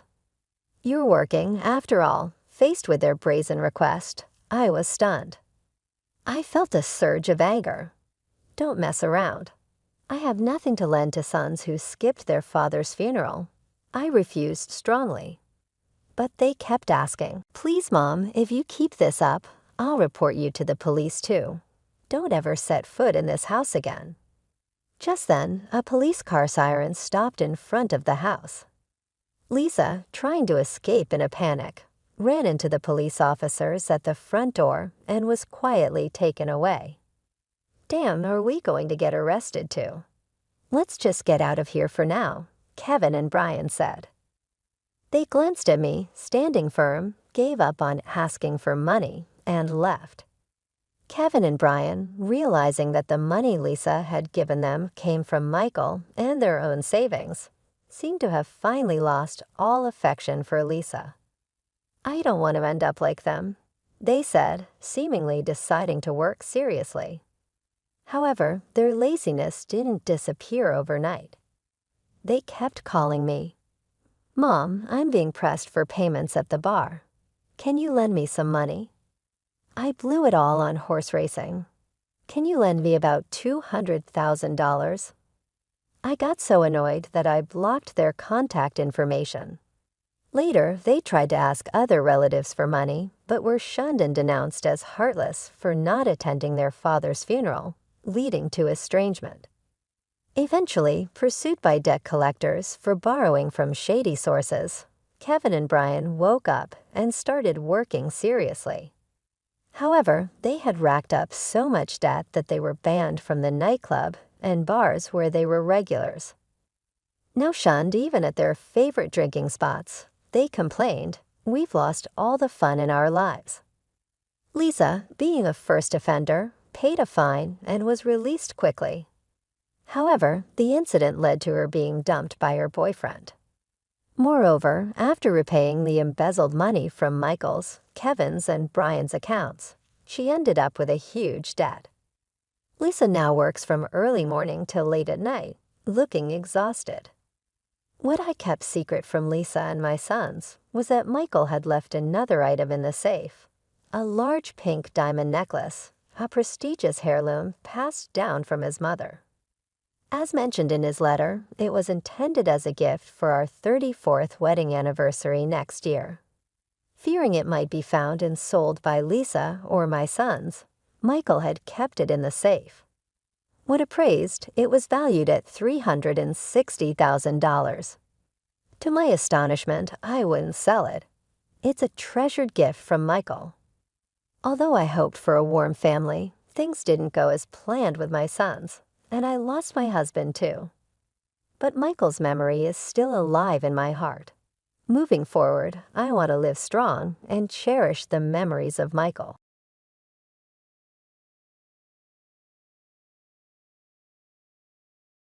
One day, my husband casually asked about our finances, wondering how much money we actually have in our safe. I laughed and guessed probably around $700,000 in total. However, the very next day when I returned home, I found a signed divorce document on the living room table. Both my husband and the safe had disappeared. My name is Olivia, and at 56 years old, I am a hardworking housewife who still puts in diligent hours at my job.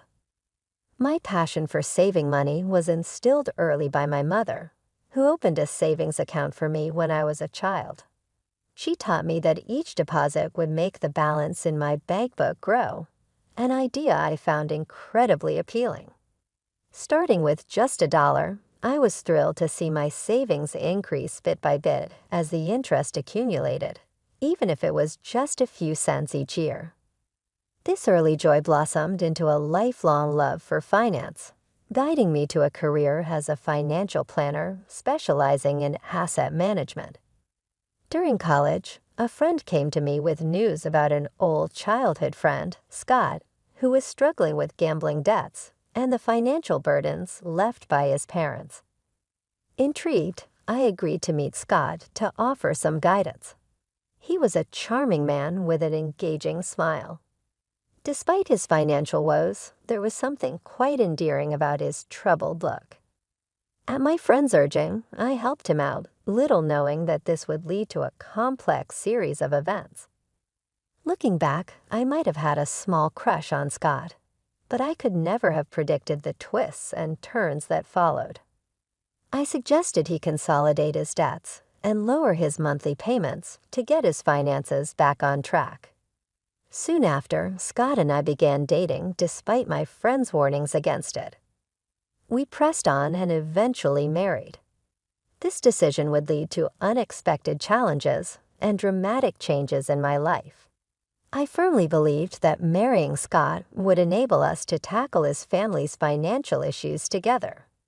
Even though I had a stable income for someone my age, most of Scott's earnings went towards clearing his existing debts. I urged him to cut financial ties with his parents to avoid further debt accumulation. To help manage his expenses, I provided Scott with a monthly allowance of $2,000. When Scott decided to sever these financial dependencies, his decision was met with outrage from his mother, who berated him as an ungrateful son. His father also criticized me, labeling me a thieving cat. Exhausted by the constant pressure of his parents' debts, Scott finally reached his breaking point. He firmly told them he wasn't just an ATM, and that he was doing his best to manage his own life. He returned to me relieved to be free from the recurring arguments about money with his parents. Shortly after, we were blessed with the arrival of our son, Gary, a handsome boy who was the spitting image of his father, and quickly became my pride and joy. As Gary grew, it became apparent that he had inherited some of Scott's traits, like his lack of discipline and indecisiveness. Over the years, Scott struggled with borrowing money from predatory lenders, dealing with loan sharks, and occasionally manipulating friends into lending him money for gambling. Despite these challenges, I managed to keep him on the right track. After 23 years, we had managed to reduce his debt to about $113,000, nearing full repayment. However, a significant turning point occurred when Scott received a call that his father had collapsed and was hospitalized. Scott left work early and sent me a message apologizing for breaking our promise to avoid contact with his parents. He explained that his father had suffered a minor stroke. While it wasn't life-threatening, it was serious enough that he should not overexert himself. Scott expressed his desire to stay with his parents for a while to offer support during this difficult time. Despite my offer to join him, Scott insisted that I stay focused on my work and avoid the potential mistreatment from his parents. This decision marked a poignant moment in our lives as we navigated the complexities of family obligations and personal commitments. I had provided Scott with some extra funds to help with hospital visits, anticipating that his parents might be struggling with medical bills. Since then, Scott began visiting his parents more often, each visit costing between $450 to $650 from my pocket. It appeared that my in-laws were facing financial hardships and depended on Scott for support. Though these amounts added up to roughly $3,200 to $3,800 each month, I decided to ignore it for the time being. A year had elapsed since my father-in-law's health scare, and both in-laws had visibly aged. I felt they needed someone to support them during this challenging time. As for me, my perennial hobby was always about saving money. One day, while I was pulling out my bank book from the safe with a smile, Scott, who usually paid little attention to my financial habits, curiously asked, "Hey, how much money do we actually have in that bank account you always look at so happily?" I casually replied, "It's about $700,000 now." However, the following morning, I discovered divorce papers on the living room table, and both Scott and the safe had disappeared. At breakfast, despite the shock, I couldn't help but smile, realizing Scott had been eyeing the money in the safe. Moreover, he had planned to take the entire safe with him. Although not the sharpest tool in the shed, the thought of him trying to physically carry the entire safe almost made me burst out laughing. In our home, we have a red cat named Bella, and we installed a pet camera to watch her adorable antics, which brought joy to my days. During lunch breaks, I would tune in to watch the camera, finding delight in Bella's endearing behavior. One day, as I turned on the camera, an unexpected scene unfolded in our living room. On a weekday, my in-laws and my husband Scott were having a surprising conversation. They marveled at the nice house Scott was living in and praised what they thought was his excellent salary. Scott's father, with a hint of pride, mentioned his own decent earnings, but lamented that I controlled it, leaving him with just a $2,000 allowance. They comforted Scott, suggesting he deserved more and subtly hinting that he was being shortchanged by me. This revelation was startling and shed new light on the dynamics within our family.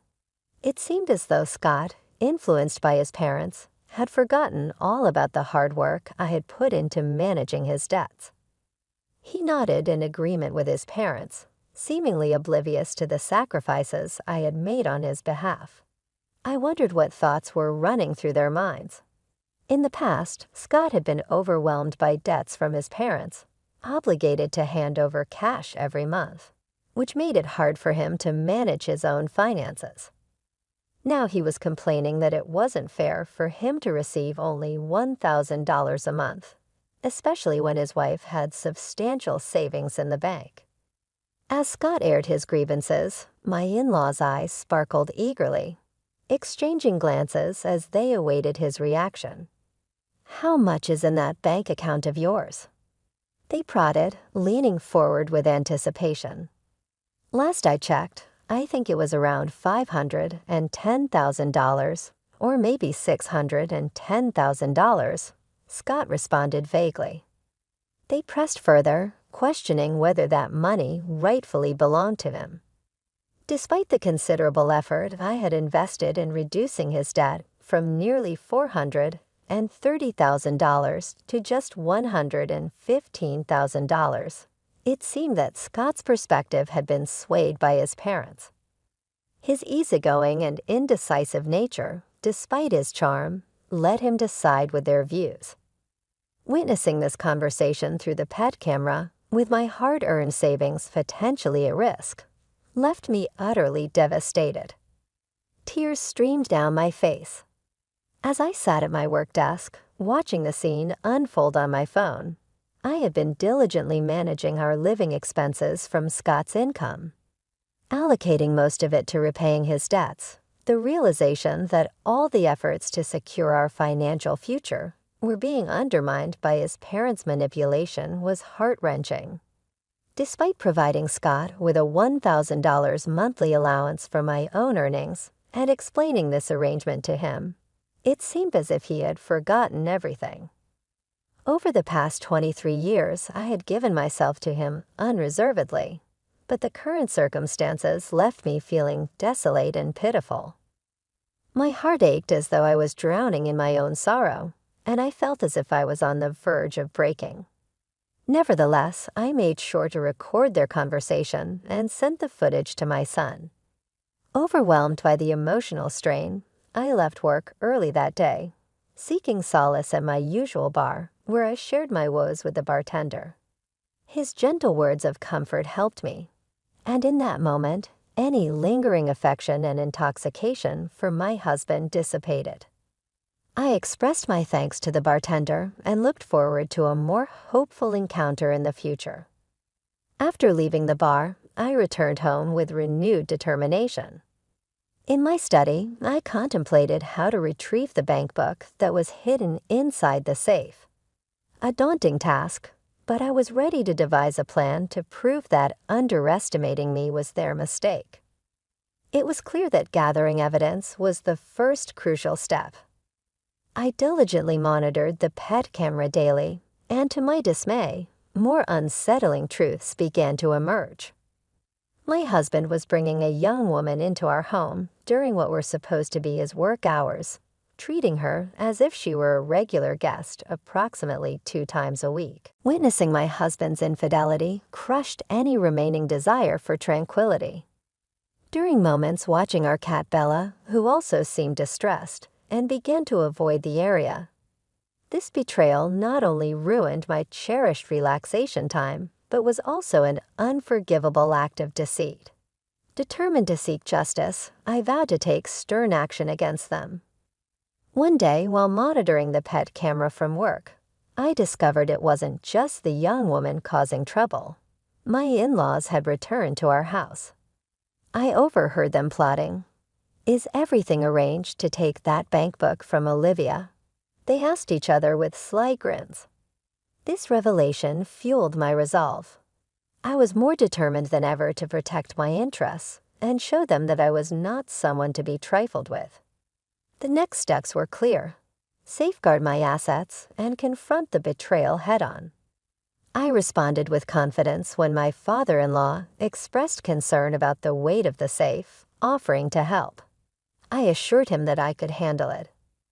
Knowing well that my husband Scott, though handsome, wasn't the sharpest in my heart, I resolved to outmaneuver these people who were scheming at such depths. I imagined using the funds from the bank book to go to a casino as a family and rebuild our lives. Despite a pang of guilt about using Olivia's savings, my in-laws had convinced Scott that their actions were justified for his happiness. They urged him to swiftly divorce the woman he was seeing and leave the divorce papers on the table, eagerly anticipating the money from the bank book and the arrival of his new wife. Scott reluctantly agreed, and their unsettling plan began to unfold. Back at my office desk, sipping coffee, I recorded the scene unfolding on my phone screen. Oddly, I found myself somewhat understanding of their motives, realizing the extent they would go for money. Yet I was no longer upset or sad. Instead, I felt a burning determination to give them a taste of their own medicine. The day finally came when my husband inquired about the money in the passbook kept in the vault. Casually, I informed him that it contained about $500,000. The next day, upon returning home, I discovered signed divorce papers in the living room, and both my husband and the vault were gone. Smirking over breakfast, I acted swiftly. I filed the divorce papers and reached out to my son Gary immediately. "Your father finally took the vault," I told him. "I can't believe he actually managed to carry it. It's so heavy." This ironic twist, while frustrating, was also a vindication of sorts. I was ready to start the next chapter, free from deceit and manipulation. Armed with the truth and a clear conscience, after informing my son Gary about the unfolding situation with my husband Scott, Gary suggested that it might be time to finally cut ties with him. He questioned whether Scott had managed to take everything from the vault. Little did Scott know I had proactively moved all our savings to an online account, making the physical passbook he stole utterly worthless. Gary advised me to consider filing a police report and strongly recommended hiring a competent lawyer. Feeling grateful for his advice, I decided to sever my legal and emotional ties with Scott. I reached out to a lawyer, one who came highly recommended by my trusted private investigator. Exasperated yet determined, I handed over the recordings from our pet camera, which captured all of Scott's and his parents' underhanded discussions and actions. I provided these to both the police and the lawyer, eagerly awaiting their response to the clear evidence of deceit.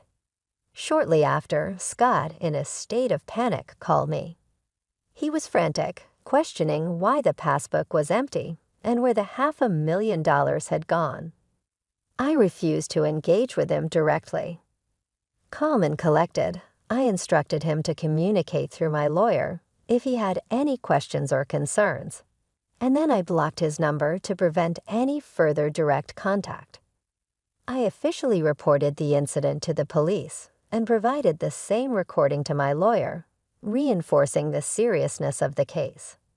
Feeling a sense of relief, I allowed myself a moment to reflect.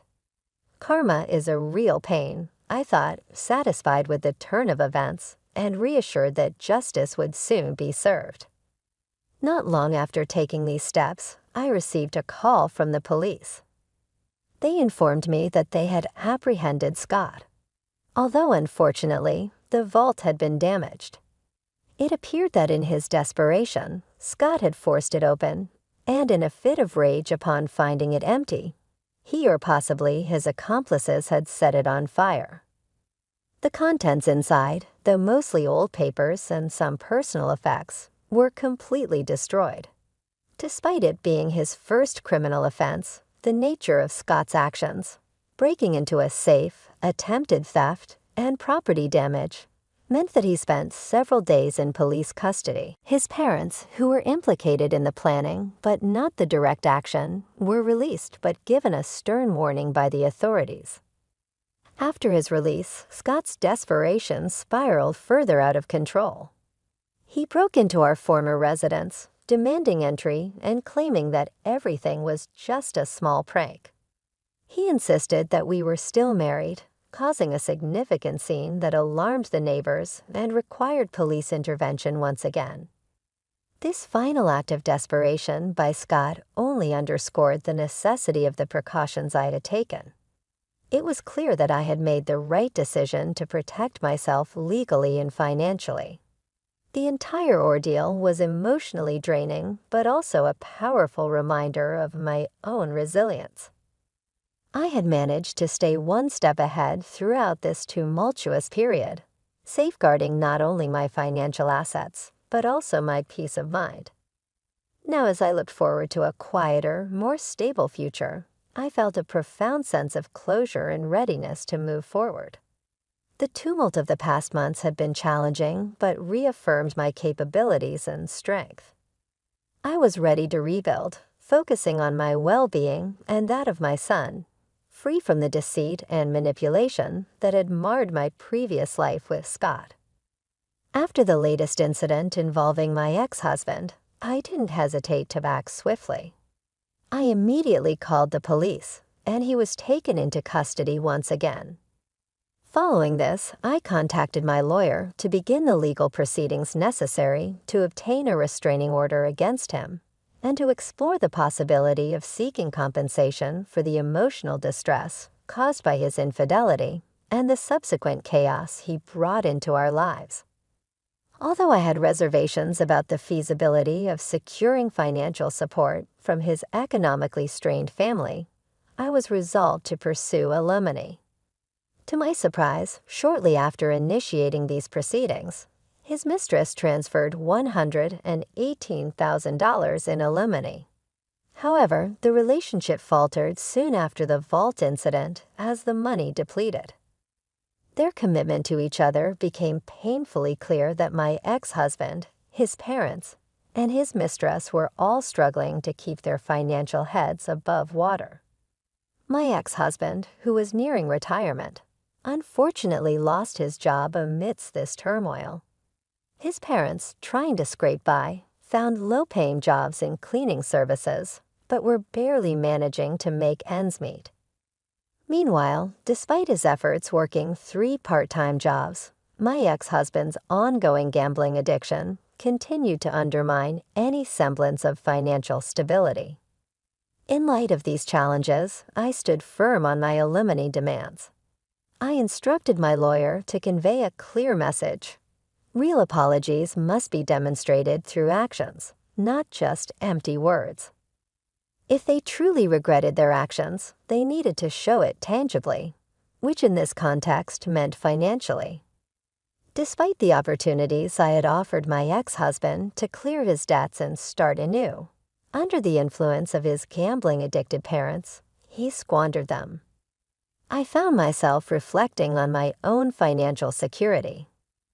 The $700,000 I had saved was the fruit of a lifetime of diligent saving and wise financial management. Realizing the importance of enjoying life while securing my future, I decided it was time to focus on personal fulfillment. I took pleasure in the simple joys of life, such as updating my bank book. I'd also opened a new bank account, ensuring better management and security of my finances. Currently, I lead a serene life with my cherished red cat Bella, who provides constant companionship and comfort. My son occasionally visits, bringing with him stories of his own life adventures and his girlfriend, which adds a layer of joy to my days. Now my priorities center around self-care and planning for the future. One of my first actions was to consider the purchase of a new, larger vault, a practical measure to ensure the safety of my accumulated savings. This step was not just about security, but also about reclaiming control over my life and my assets. With Bella by my side, I find myself more content and happier than I've ever been. The tumult of the past, marked by betrayal and financial strife, is now behind me. I look forward to a peaceful and fulfilling future, knowing that I have the resilience and independence to face whatever may come. This period of tranquility and empowerment is not just a phase, but a new chapter in my life, one that I embrace wholeheartedly. As I continue to thrive and find happiness in the simplicity and security of my new life.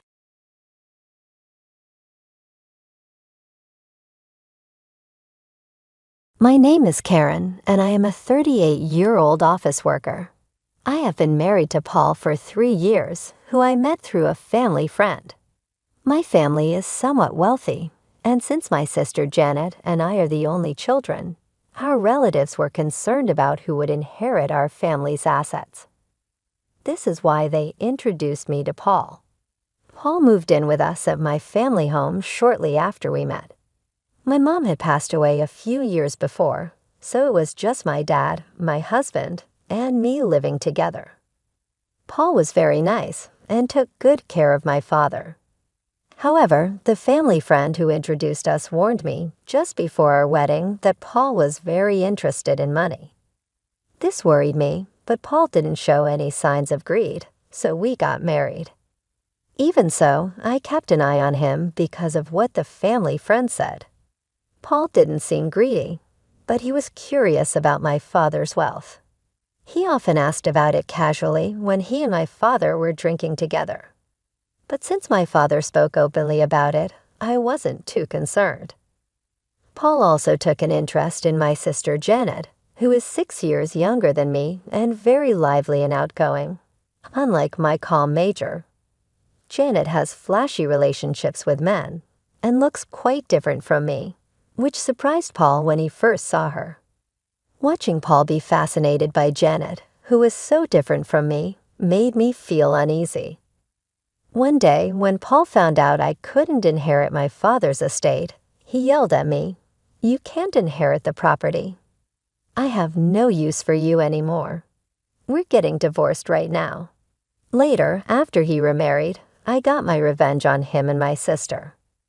At first, I believed that having a beautiful sister meant there was nothing to worry about, but I eventually realized the reasons behind our relatives' concerns. My father doted on my sister, providing her with every opportunity, including the chance to attend both college and community college. After graduating, however, my sister lacked a clear purpose for her education. She seemed mainly interested in avoiding work. Our mother tried to encourage her to get a job immediately after her first college graduation, but my father supported her decision to continue her education at community college. After completing her studies there, she secured a position at a company owned by one of my father's acquaintances. This job, however, lasted only 6 months. She resigned with the unexpected excuse that she couldn't showcase her talents at that workplace. Both my mother and I were taken aback. My sister spoke as if she fully understood the job despite her minimal experience. My father, her supporter, quickly found her another job. It wasn't long after she started this new role that my mother fell ill and was hospitalized. During this time, my sister visited her daily, frequently taking time off from her new job. She eventually resigned from this position too, claiming she needed to care for her mother. But her idea of care involved mostly chatting with our mother or being engrossed in her mobile phone in the waiting room. I found myself handling practical tasks such as changing my mother's hospital laundry while my sister offered little real assistance. It may have been comforting for my mother to have company, but her condition deteriorated. About a month after she was hospitalized, she soon reached a point where she could no longer speak. Within 3 weeks of her condition worsening, my mother passed away. The suddenness of her passing left both my father and sister too shaken to even prepare for the funeral. This left a significant burden on me during an already difficult time. After my mother passed away, I found myself handling all the arrangements. Fortunately, our relatives helped, and we were able to bid farewell to her peacefully. In the wake of this, my sister took on a part-time job and moved into her own place. However, her earnings from the job weren't sufficient to cover her rent and other living expenses. Consequently, our father stepped in, covering her rent and utility bills, while the money she made was mostly spent on her leisure activities. Whenever her part-time income proved inadequate, she would turn to our father for additional financial support. Under our mother's watch, such requests were kept in check, as she was strict about financial discipline with my sister. However, after her death, my father began to indulge these requests, providing whatever money my sister asked for without hesitation. Initially, I saw no issue with this setup, assuming both my father and sister were content. Even after marrying and living with my husband in my parents' home, this financial arrangement continued, unknown to me. At the time, my sister also began asking my husband for money, and he complied, often asking her to keep it a secret to avoid causing me any jealousy. He found it difficult to say no to my attractive sister and willingly contributed to her expenses. My sister essentially lived off the money she received from both my father and my husband, engaging with her part-time job only sporadically and according to her whims. This unsustainable lifestyle came to an abrupt end when our father became ill and required hospitalization. I stepped in to care for him, balancing hospital visits with my work responsibilities. Despite the severity of our father's condition, my sister never appeared at the hospital. Instead, she began calling me aggressively, demanding money. She argued that since she had been receiving a regular allowance from our father, I should continue providing for her as before. Stating that her rent and utilities were still being deducted from our father's account, her tone was confrontational, and I was stunned by these revelations. I became infuriated by her selfish attitude, someone maintaining her own lifestyle while completely disregarding our father's well-being in the hospital. The situation exposed a painful truth about my sister's priorities and strained our relationship even further. I was tempted to hang up on her, but she sounded like she was in trouble, so I asked her how much money Dad has been giving her every month and suggested she get a full-time job and support herself with what you earn. My sister responded irritably, "Stop nagging." I was getting $1,000 a month, and remember, rent is separate. I was shocked by her response. She seemed proud of the amount, and it made me think that if I continued to give her this much money each month, she would never be motivated to work seriously. At first, I didn't see a problem with giving her money, thinking my father would soon recover from his hospitalization. But then his condition took a turn for the worse, and I quickly reached out to our relatives. The doctor confirmed it was serious, which shocked me. During this stressful time, I needed my husband's support, but he rarely visited the hospital, claiming he was busy with work. When he did visit, he asked inappropriate questions like, "Frank's estate must be huge, right, since you and your sister are the only heirs. Are you going to split it in half?" I was speechless. My husband seemed only interested in the inheritance, and I felt a mix of realization and disgust, understanding what the relatives meant when they said he was obsessed with money. When I called my sister to inform her of our father's critical condition, her only concern was about her finances. "Make sure you pay me every month. I can't live without that money," she demanded. The call ended suddenly, leaving me furious at her words, but I was also worried because I thought I heard a faint male voice in the background. About a month later, my father passed away. Sadly, neither my sister nor my husband was with him in his last moments. From my experience with my mother's funeral, I knew how tough it was to organize one. Neither my husband nor my sister offered any help, and my sister didn't even come to the funeral. My husband did show up, but left quickly, claiming he had work. A relative who had introduced us asked me, "Where's Paul?" It's odd for the husband not to be here, isn't it? I just gave a forced smile and said he was busy with work and had gone home. The relative seemed disappointed, and I felt like sighing too. After my father's funeral, when I finally had a moment to myself, my husband asked me with a sly smile, "So how much did you inherit?" Even if you split it, you must have gotten a lot, right? Just like the relatives had warned before our marriage, he was only interested in my father's inheritance. I told him, looking straight at him, "My sister got $100 million, and I got nothing." I hadn't even spoken to the lawyer yet, and was still dealing with the funeral. Seeing my husband so excited about the inheritance almost made me laugh rather than angry. Believing what I said, he immediately shouted, "What? You can't inherit any property. I don't need you anymore. Let's get divorced now." I felt the same way, so I snapped back, "Let's do it. You married me for my father's inheritance anyway." I handed him the divorce papers I had prepared. He seemed surprised, as if he hadn't expected this, but he signed them anyway. As he left the house after signing the divorce papers, he said bitterly, "I'll divorce you, who gets 0, and remarry your sister Janet, who gets the $100 million. And then he left. I didn't care what he said and went ahead with the divorce, happy to be rid of my awful husband.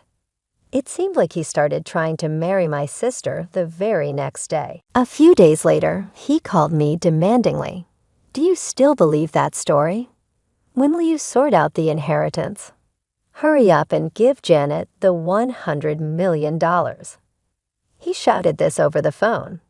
I had been waiting for him to contact me because I didn't want to reach out first after he left. I answered him calmly, "Let's discuss this at my place next Sunday. I'm preparing for the procedure and will be waiting," thinking he was about to receive the inheritance. My ex-husband happily ended the call. However, I was actually looking forward to seeing his reaction when he discovered the truth. On the weekend, my ex-husband and my sister came to my family home and were surprised to see a lawyer there.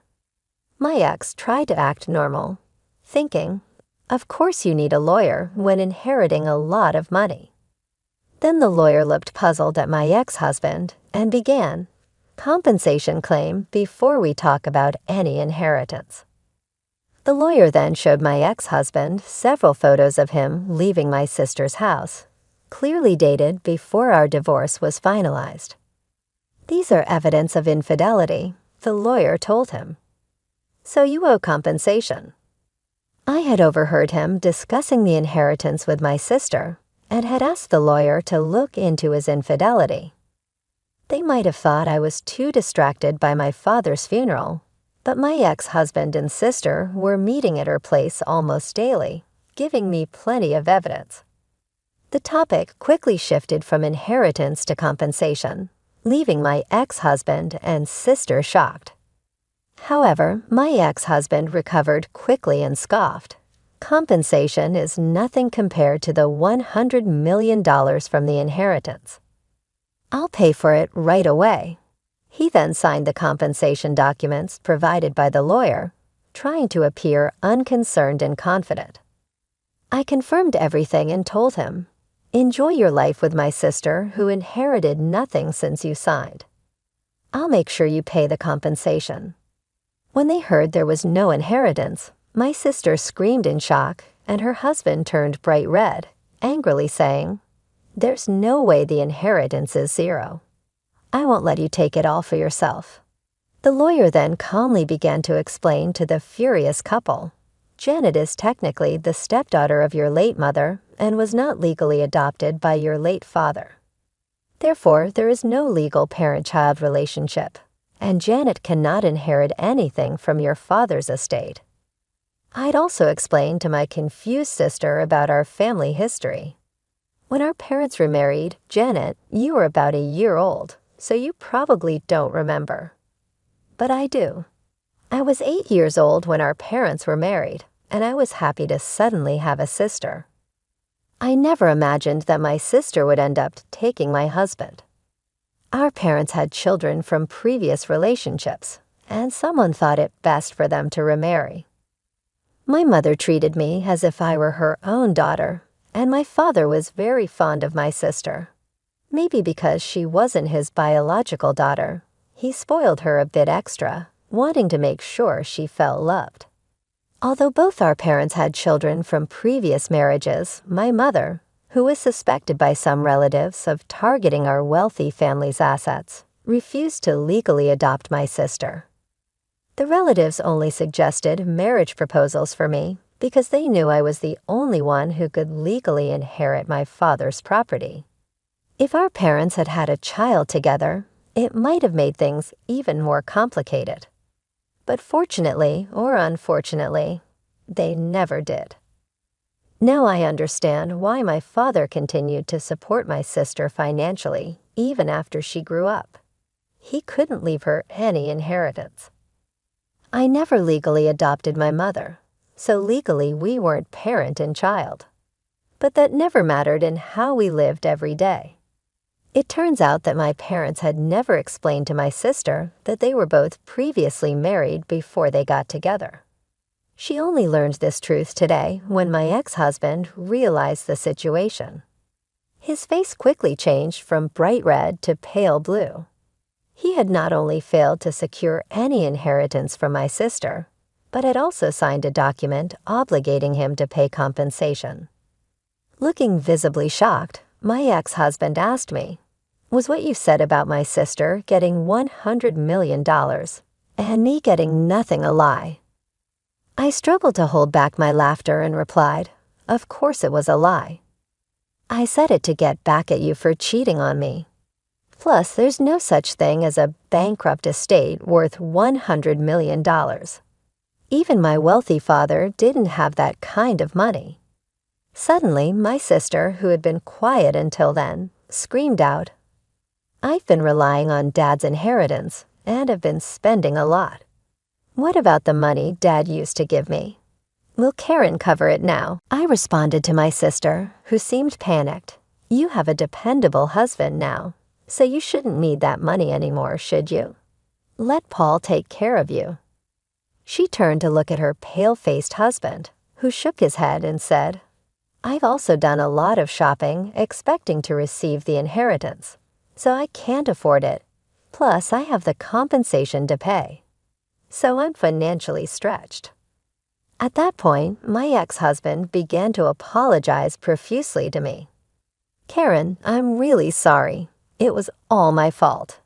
Will you forgive me and consider starting over?"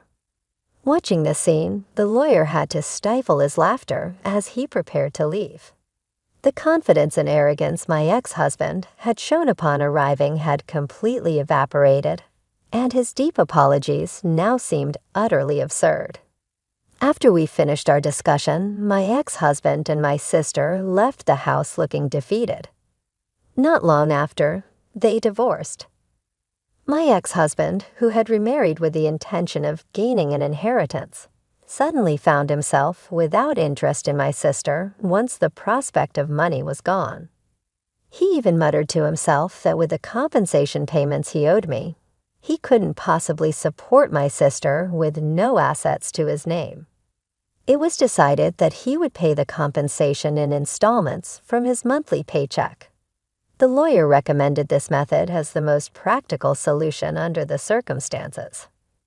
After my father's passing, the consequences of his indulgent support became painfully apparent. My sister, who had grown accustomed to financial support from our father, found herself in an unenviable position. She was compelled to work part-time jobs which barely paid enough to cover her daily expenses, let alone the mounting debts that loomed over her. Despite her efforts, the financial burden proved too heavy.